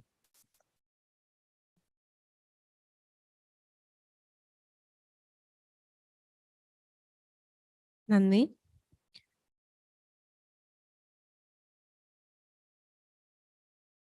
അടുത്തതായി ഡോക്ടർ MS സ്വാമിനാഥൻ അനുസ്മരണ പ്രഭാഷണമാണ്. MS സ്വാമിനാഥൻ റിസർച്ച് ഫൗണ്ടേഷന് കീഴിലുള്ള കമ്മ്യൂണിറ്റി അഗ്രോ ബയോഡൈവേഴ്സിറ്റി സെന്ററിൽ കഴിഞ്ഞ 3 വർഷമായി ഡയറക്ടറായി സേവനമനുഷ്ഠിച്ചു വരുന്ന വ്യക്തിയാണ് ഡോക്ടർ ഷക്കീല വി. സംയോജിത കീട നിയന്ത്രണത്തിൽ വിദഗ്ധയായ മാഡം ബാംഗ്ലൂരിൽ പ്രവർത്തിക്കുന്ന ബയോ കൺട്രോൾ റിസർച്ച് ഇൻസ്റ്റിറ്റ്യൂട്ടിൽ കഴിഞ്ഞ 25 വർഷമായി സേവനം ചെയ്തു വരുന്നു. ആദിവാസികളുടെയും സമൂഹത്തിൽ പാർശ്വവൽക്കരിക്കപ്പെട്ട കർഷകരുടെയും ഉന്നമനത്തിനായി ആധുനിക സാങ്കേതിക വിദ്യകൾ എങ്ങനെ പ്രയോജനപ്പെടുത്താം എന്നതിലൂന്നി പ്രവർത്തിച്ചു വരുന്ന വ്യക്തിയാണ് നമ്മുടെ മാഡം. ഡോക്ടർ MS സ്വാമിനാഥന്റെ വീക്ഷണങ്ങൾക്ക് ഏറ്റവും അടുത്തു നിൽക്കുന്ന പ്രവർത്തനങ്ങൾ കാഴ്ചവെക്കുന്ന ഷക്കീല മാഡത്തിനെ തന്നെ മുഖ്യ അതിഥിയായി ലഭിച്ചതിൽ കാർഷിക സർവകലാശാലയ്ക്ക് അതിയായ ചാരിതാർത്ഥ്യമുണ്ട്. ഇന്നത്തെ ഈ സ്വാമിനാഥൻ അനുസ്മരണ പ്രഭാഷണത്തിലേക്ക് മാഡത്തിനെ സാദരം സ്വാഗതം ചെയ്യുന്നു.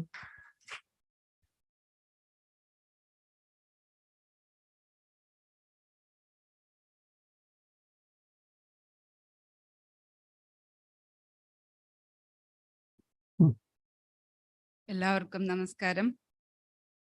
ഈ യോഗത്തിന്റെ അധ്യക്ഷൻ ബഹുമാനപ്പെട്ട വൈസ് ചാൻസലർ കേരള കാർഷിക സർവകലാശാല ഡോക്ടർ ബി അശോക് അവർകൾ, അതുപോലെ തന്നെ ഈ പരിപാടികളെല്ലാം ഉദ്ഘാടനം ചെയ്ത ബഹുമാനപ്പെട്ട റവന്യൂ മന്ത്രി അഡ്വക്കേറ്റ് ശ്രീ കെ രാജൻ അവർകൾ, അതുപോലെ തന്നെ ഡയറക്ടർ ഓഫ് എക്സ്റ്റൻഷൻ കേരള കാർഷിക സർവകലാശാല ഡോക്ടർ ജേക്കബ് ജോൺ, രജിസ്ട്രാർ കേരള കാർഷിക സർവകലാശാല doctor A Zakir Hussain, director of research doctor Madhu Subramaniam, കൂടാതെ ഇവിടെ ഇന്ന് വന്നു ചേർന്നിരിക്കുന്ന senior scientist, deans, officials and students and പിന്നെ ഇതിനോടൊപ്പം ഇന്ന് ഇവിടെ എത്തിച്ചേർന്നിരിക്കുന്ന കർഷക സുഹൃത്തുക്കളെ, ഇന്ന് ഈ ഒരു പരിപാടിയിൽ ഇവിടെ പങ്കെടുക്കാൻ കഴിഞ്ഞതിൽ വളരെയേറെ ചാരിതാർത്ഥ്യമുണ്ട്, സന്തോഷമുണ്ട്. ഒരുപാട് പദ്ധതികളാണ് ഇന്നിവിടെ ഉദ്ഘാടനം ചെയ്യപ്പെട്ടിരിക്കുന്നത്. ഈ ഒരു അവസരത്തിൽ ഇന്നിവിടെ വന്നു ചേരാൻ കഴിഞ്ഞതിൽ ഏറെ സന്തോഷിക്കുന്നു. എൻ്റെ പേരിലും MS സ്വാമിനാഥൻ റിസർച്ച് ഫൗണ്ടേഷന്റെ പേരിലും എല്ലാവിധ ആശംസകളും അറിയിച്ചുകൊള്ളുന്നു.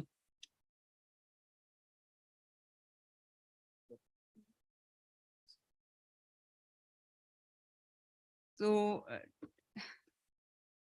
it is a great loss for all of us, especially for the foundation, and with heavy heart I am standing in front of you. At the same time, I'm delighted and happy, deeply honored to be here with all of you. This moment presents a great opportunity and a true privilege to share a few words about our revered figure, whom we affectionately refer to as Professor MS Swaminathan. As you all know, Professor Swaminathan was an extraordinary scientist, administrator, and above all, a humanist. And he's an iconic figure. Without a doubt, he can be regarded as one of India's most illustrious sons, a true luminary. Many have aptly referred to him as the father of the Green Revolution, a scientific revolution in agriculture that fed millions of people across Asia and specifically India. His unwavering belief was that zero hunger is attainable if technology and distribution systems worked in tandem. His vision extended beyond the Green Revolution to what he termed as Evergreen Revolution, which was his idea of sustainable agriculture and food production for our nation. Trained as a plant geneticist, Professor Swaminathan's contributions to India's agricultural sector earned him the title of Scientific Leader of the Green Revolution movement. His advocacy for sustainable agriculture, leading to an everlasting green revolution, firmly established him as a global leader in the realm of sustainable agriculture.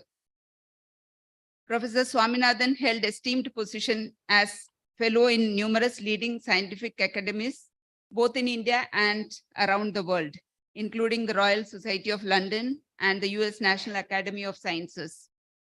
He was bestowed with 84 honorary doctorates degrees from universities across the globe. Currently, he holds the UNESCO chair in ecotechnology at the MS Swaminathan Research Foundation, Chennai. And additionally, he served as a member of Parliament of India from 2007 to 2013.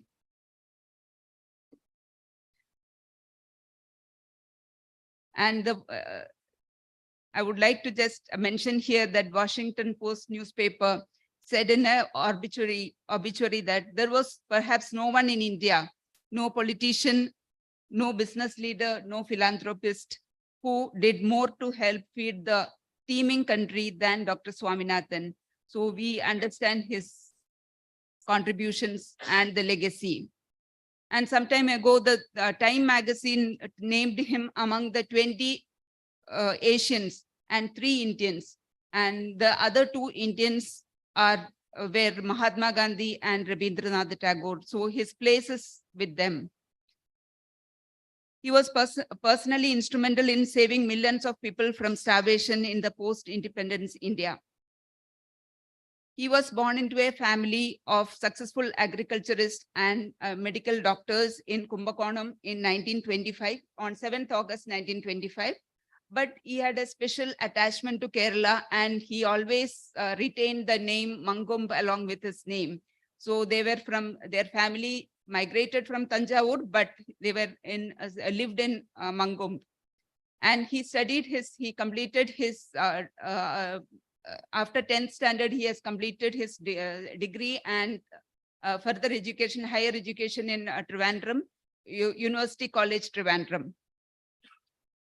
In 2013, Professor received Indira Gandhi Award for National Integration and the Greatest Global Living Legend Award from, he was elected as a living legend of the International Union of Nutrition Sciences during 20th International Congress of Nutrition held in Granada, Spain. His accolades also include the Lifetime Achievement Award at the 9th Nutra Summit in Bangalore.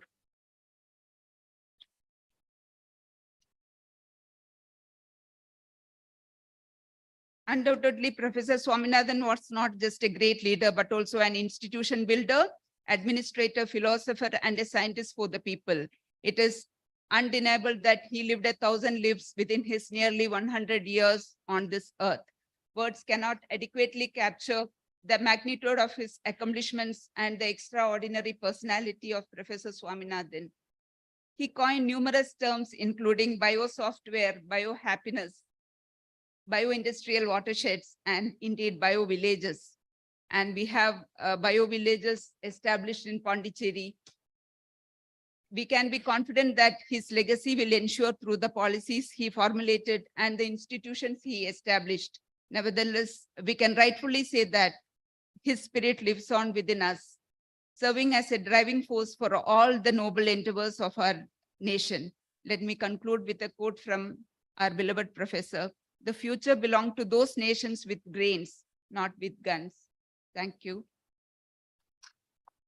There is a small video of Professor Swaminathan. I would like to request you to play the video. So wherein he himself is speaking. I have handed over to them. It's a 3-minute video.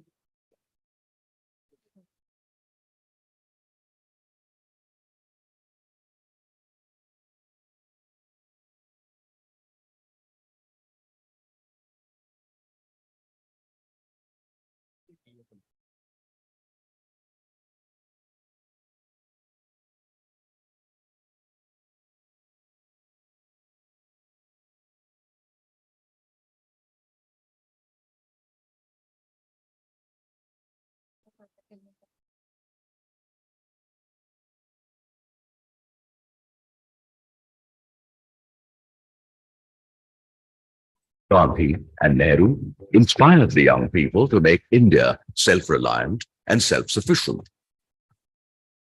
It was then Mongombu Sambasivan Swaminathan, a young scientist, took the lead to change forever the agricultural face of India. Better known as S Swaminathan, he is today one of the foremost agricultural scientists of the world. Over the past 50 years, he has evolved a holistic approach to eradicate hunger and develop livelihood opportunities for the poor through the combined use of traditional wisdom and modern technological skills.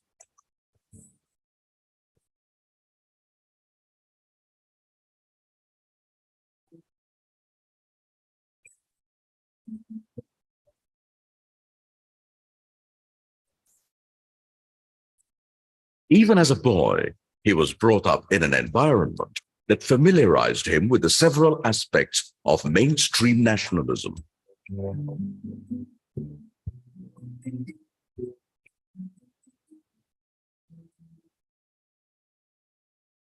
I think I remember from the age of 5 or 6 to 10 or 11, the most significant at that time was the freedom movement. Every day on the roads shouting for freedom. And my father was very active in that movement. The pleading for the entry of Harijans into temples, my father again was a leader.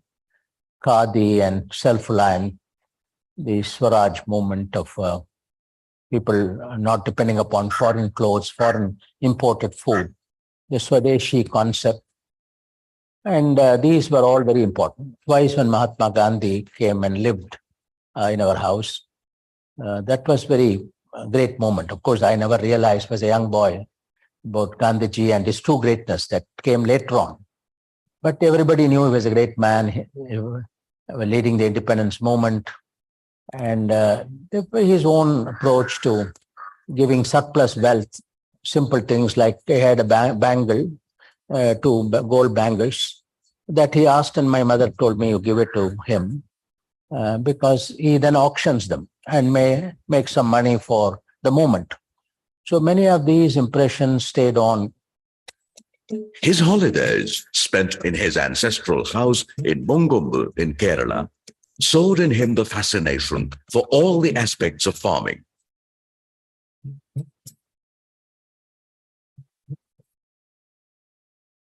The ancestral village of Mongombu and many of our ancestral properties, particularly paddy and coconut, these were the two main. Then later on, the family bought some plantations like rubber, coffee, pepper, and so on.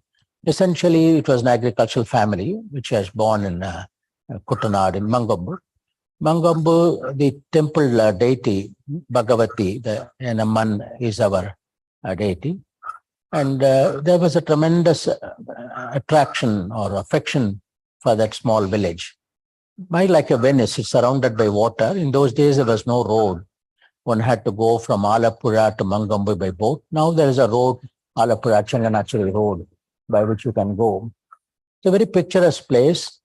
But when I was a young boy, it was a nice river. It's a beautiful place. It's a nice place. It was very elevating.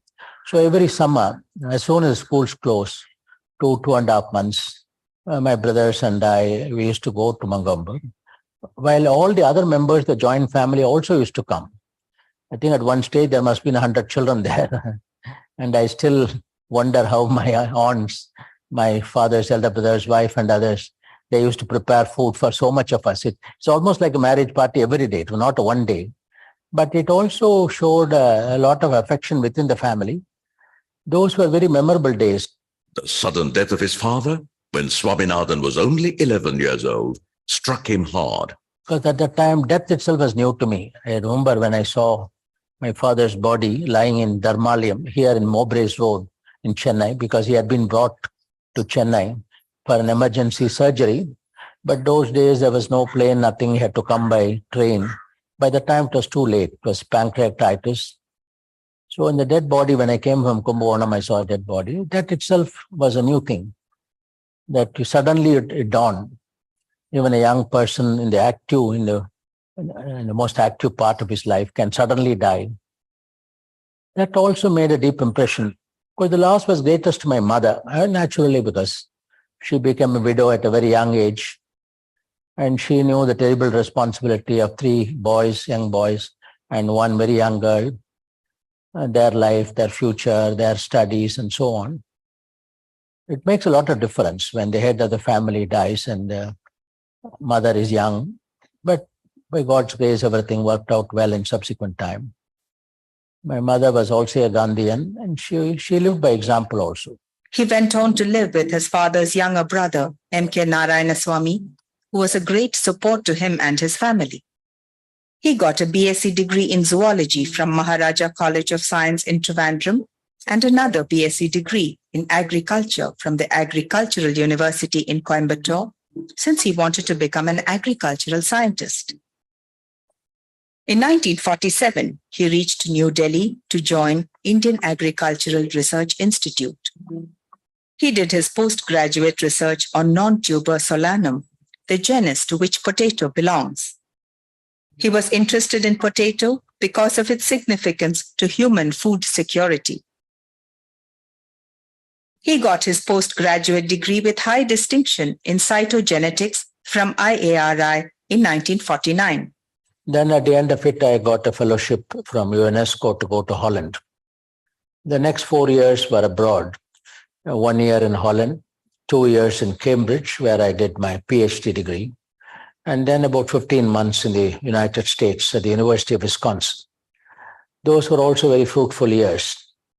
1954, January, I had to take a decision because the president of the University of Wisconsin offered me a very attractive post as a permanent post as assistant professor. Normally it takes some time. They were persuading me to stay on, but then I decided that I must come back. During his Cambridge years, he met Meena Bhuthalingam and they got married in 1955. And then afterwards, I went to Cuttack in the Central Rice Research Institute, where my old teacher, Dr. N. Parthasarathi, gave me a short-term appointment to make crosses between Indica and Japonica rices. Then October 1954, I got a regular post in the institute where I had studied, IARI. He joined IARI as an assistant cytogeneticist. The first, and it became the most revolutionary thing Swaminathan did then, was to look into wheat production in India, which was only 7 million tons. The population was also steadily growing, and there were dire predictions about India's future. The whole atmosphere was dismal, and doomsday predictions were very, in fact, one of the books called Paul and William Paddock, Famine 1975, they said Indians will go by 1975 to their death like sheep to slaughterhouse. They have no other fate except to die out of starvation. Swaminathan took the challenge. He was convinced that wheat production would improve if dwarf varieties were introduced. Indian wheat had tall stalks, which made them collapse under their own weight. He reasoned that plants with short, strong stalks would grow well and more in the given area. He found that Dr. Norman Borlaug had developed a crossbred wheat seed that was part Japanese and part Mexican. Swaminathan invited Borlaug, and they traveled extensively in India in 1963. Soon after, Borlaug sent a wide range of Mexican dwarf seeds to IARI. Initially on an experimental basis, the imported wheat was sown in a plot of 2 hectares in IARI model farms. The crop yielded over 5 tons per hectare, more than 2 or 3 times that of native varieties. That was a major breakthrough. C. Subramaniam, then the Minister for Agriculture, offered the timely support. Subramaniam said, what is this 500 rupees per demonstration? There is no problem. And he had a very wonderful secretary, Mr. Venkatramanan, who was then became the governor of the Reserve Bank and so on. So they gave the approval immediately to the sort of turning point, because 64 Rabi, as it is called here, we had laid out about 150 demonstrations in very poor farmers' field. And they all gave about 5 tons of wheat per hectare. Earlier, the best yield was 2.5, maximum 3, with a rich farmer. Here, a very poor farmer was getting over 5 tons. So it had an electric effect. Everybody wanted seeds of these varieties. In 1968, Indian wheat production went up from 12 million to a staggering 17 million tons. The revolutionary jump was popularly called the Green Revolution. Farmers were jubilant, and India was on her march towards agricultural transformation.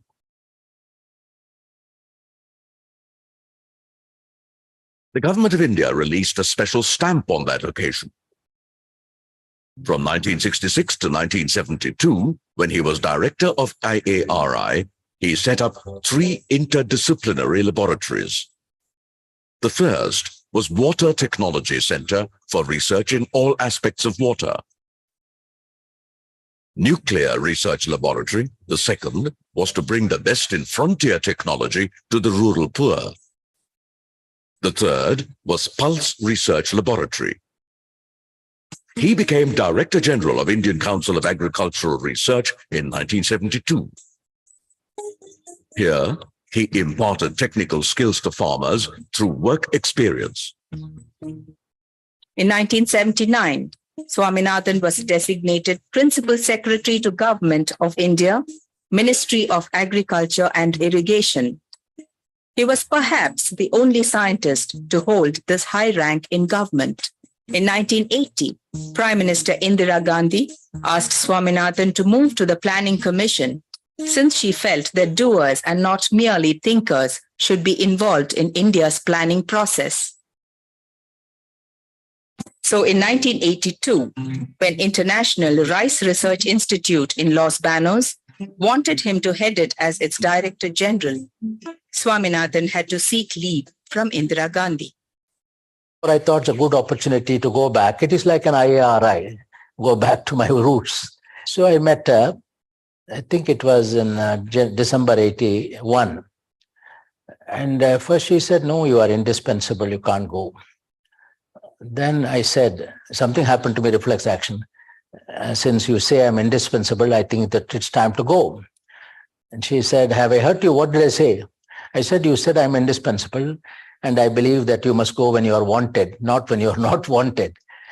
And she repeated it, you must go when you're wanted, not when you're not wanted, and simply said, you have my blessings. In the 6 years Swaminathan spent at IRI, he helped establish a chain of national rice research institutions in many countries. When I joined the International Rice Research Institute as its Director General in April 1982, I made a survey of all Asian countries with reference to their own national research capability. Whatever may be the availability of techniques, material from outside, ultimately the ability of a country to benefit from science will depend upon its own national scientific capability. The development of the capacity of national governments to undertake advanced scientific research, including biotechnology in rice, I would consider to be one of my most satisfying involvements during my 6 years in IRI. He returned to India in 1988, and the following year he started the MS Swaminathan Research Foundation. He set it in Chennai since he wanted to be near the coastal areas. MSSRF works to foster sustainable development with particular emphasis on protecting the environment and the needs of the poor and of women and youth. The work culture distinctive to the foundation considers that science and education should serve as a human and social purpose. Over 200 persons from a variety of disciplines work here in a calm and cordial atmosphere.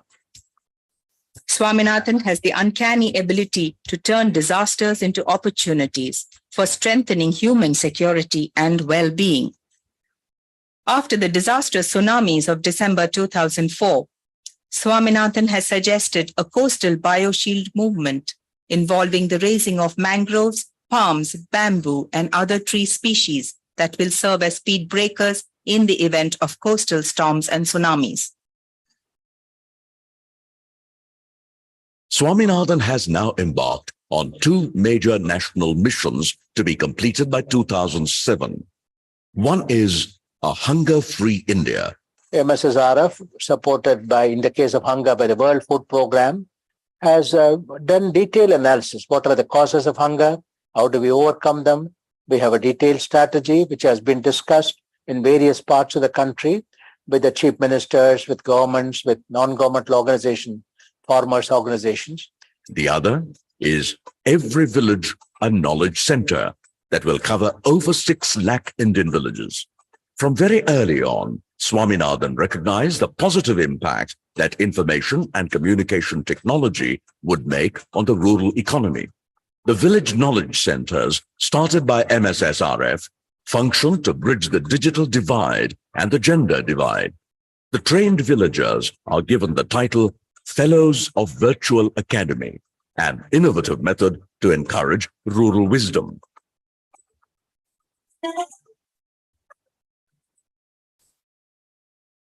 Swaminathan is 80 years old, but his energy and enthusiasm are those of a man decades younger. On the days he is in Chennai, he reaches his office in the foundation very early in the morning. He attends to all the programs of MSSRF and makes his valuable contributions.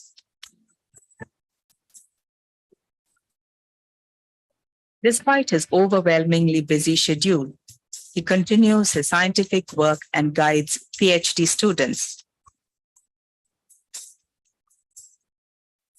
He was responsible for starting agricultural universities in many Indian states. He is simple and soft-spoken and gently ignores criticisms. His friendly approach has made him highly popular with everyone. Virtually alone among agricultural leaders, he has shown that the challenge of feeding developing countries is closely tied in with a number of other crucial factors, notably poverty, women's roles, employment, and the environment. He ranks as one of the world's finest exponents of human development in its most comprehensive sense. It is not often that the life of an accomplished scientist is also one of enduring commitment to human causes. In Swaminathan, the two have found equal expression.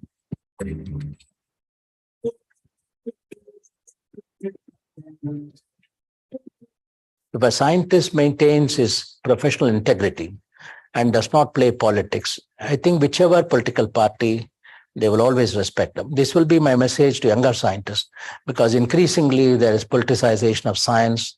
Scientists will sacrifice their integrity, professional integrity, for short-term gains, to become a vice chancellor, to become a director, and so on. I think that is the death of science if we do it. And I also hope successive generations of political leaders will maintain their respect for professional advice, which comes, the bottom line of the professional advice must be national interest, our country's interest, the interests of scientific progress. If that happens, our science will continue to grow.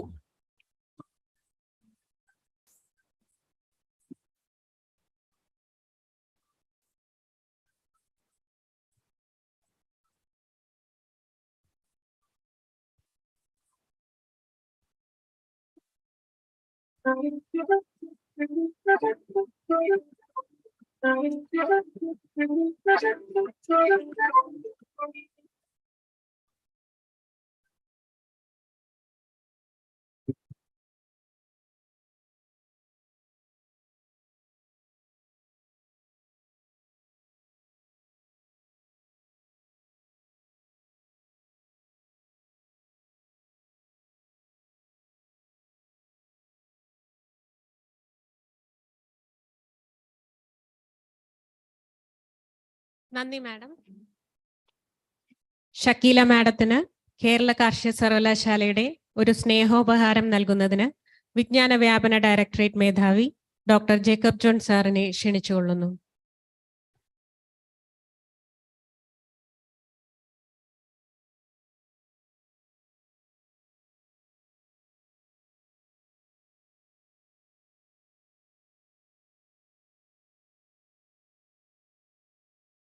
നന്ദി പ്രകാശനത്തിനായി communication centre professor and head doctor Aneez Das അവർകളെ ക്ഷണിക്കുന്നു.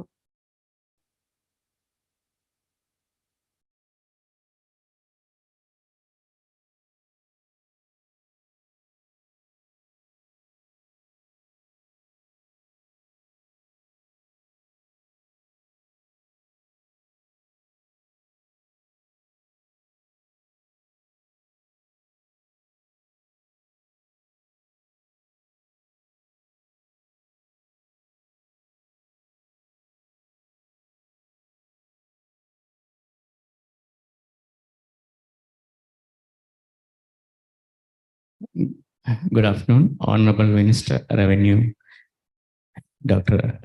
Advocate Rajan, Honorable Vice Chancellor Dr. B.S., respected Registrar, respected Director of Extension, respected Dr. Sheila, respected Director of Research, respected Dean, College of Agriculture, respected Dean, College of Forestry, my dear colleagues, friends. I'm really thankful to everyone for being here for this elegant function. Especially I thank our Honorable Vice Chancellor to be part of the program, who inspired us and who was monitoring every minute details of this program. And I thank you, sir, for being with us in this trajectory. Then I thank our Honorable Minister for Revenue. Though he allowed only 10 minutes for the program, he was here with us, motivating us, getting us involved in every minute thing. And he spent more than an hour. And thank you, sir, very much for the total support and your offers on the MLA. Let me take this opportunity to thank our beloved Registrar, Dr. Zakir Hussain, who was really helpful in organizing the program. And he was very keen on coming here early and supporting us and involving on the leadership of the program. Thank you, sir, a lot for inspiring us and getting with us and being with us for every program of Director of Extension Communication Center. Then let me thank our team leader, Dr. Jacob John. He also, I should not say he is the leader and is the backbone behind all the programs that extends not beyond the horizons of Kerala. The Directorate of Extension has reached its hands in the entire country, and you are getting appreciation from every part of agriculture and environment sector in the country and on integrated farming. Thank you, sir, for being the backbone of this program. Then let me thank Madhu Subramaniam, sir, who is the Director of Research and who doesn't attend much of the public programs. Though he is not attending much of the public programs, he found time to be with us and inspiring us. Thank you, sir. And above all, let me thank Dr. Sheila, who came all the way from Wayanad to this place and graced the occasion with her talk and a beautiful video. And especially on behalf of the Honorable Vice Chancellor also, this is special instruction. I am thanking you, ma'am. Then let me thank Dr. Mani Chalapan, sir, and Dr. Anup, Deans, then Dr. Kunyamo, Dr. Lata, then PRO, and all my team, all students, and farmers from coal land. We are having many programs for the coal land. We will be integrated coal lands. കർഷകർക്ക് വേണ്ടി നമ്മൾ പ്രത്യേക പദ്ധതികൾ ചെയ്യുന്നുണ്ട്. നിങ്ങൾക്ക് വേണ്ടി ഒരു soil testing programme നിങ്ങൾ ചെയ്യുന്നുണ്ട്. So thank you all. Thanks for being us. Thank you. നന്ദി സർ. ഈ പരിപാടി ഇവിടെ അവസാനിച്ചതായി അറിയിക്കുന്നു. പങ്കെടുത്ത ഏവർക്കും നന്ദി.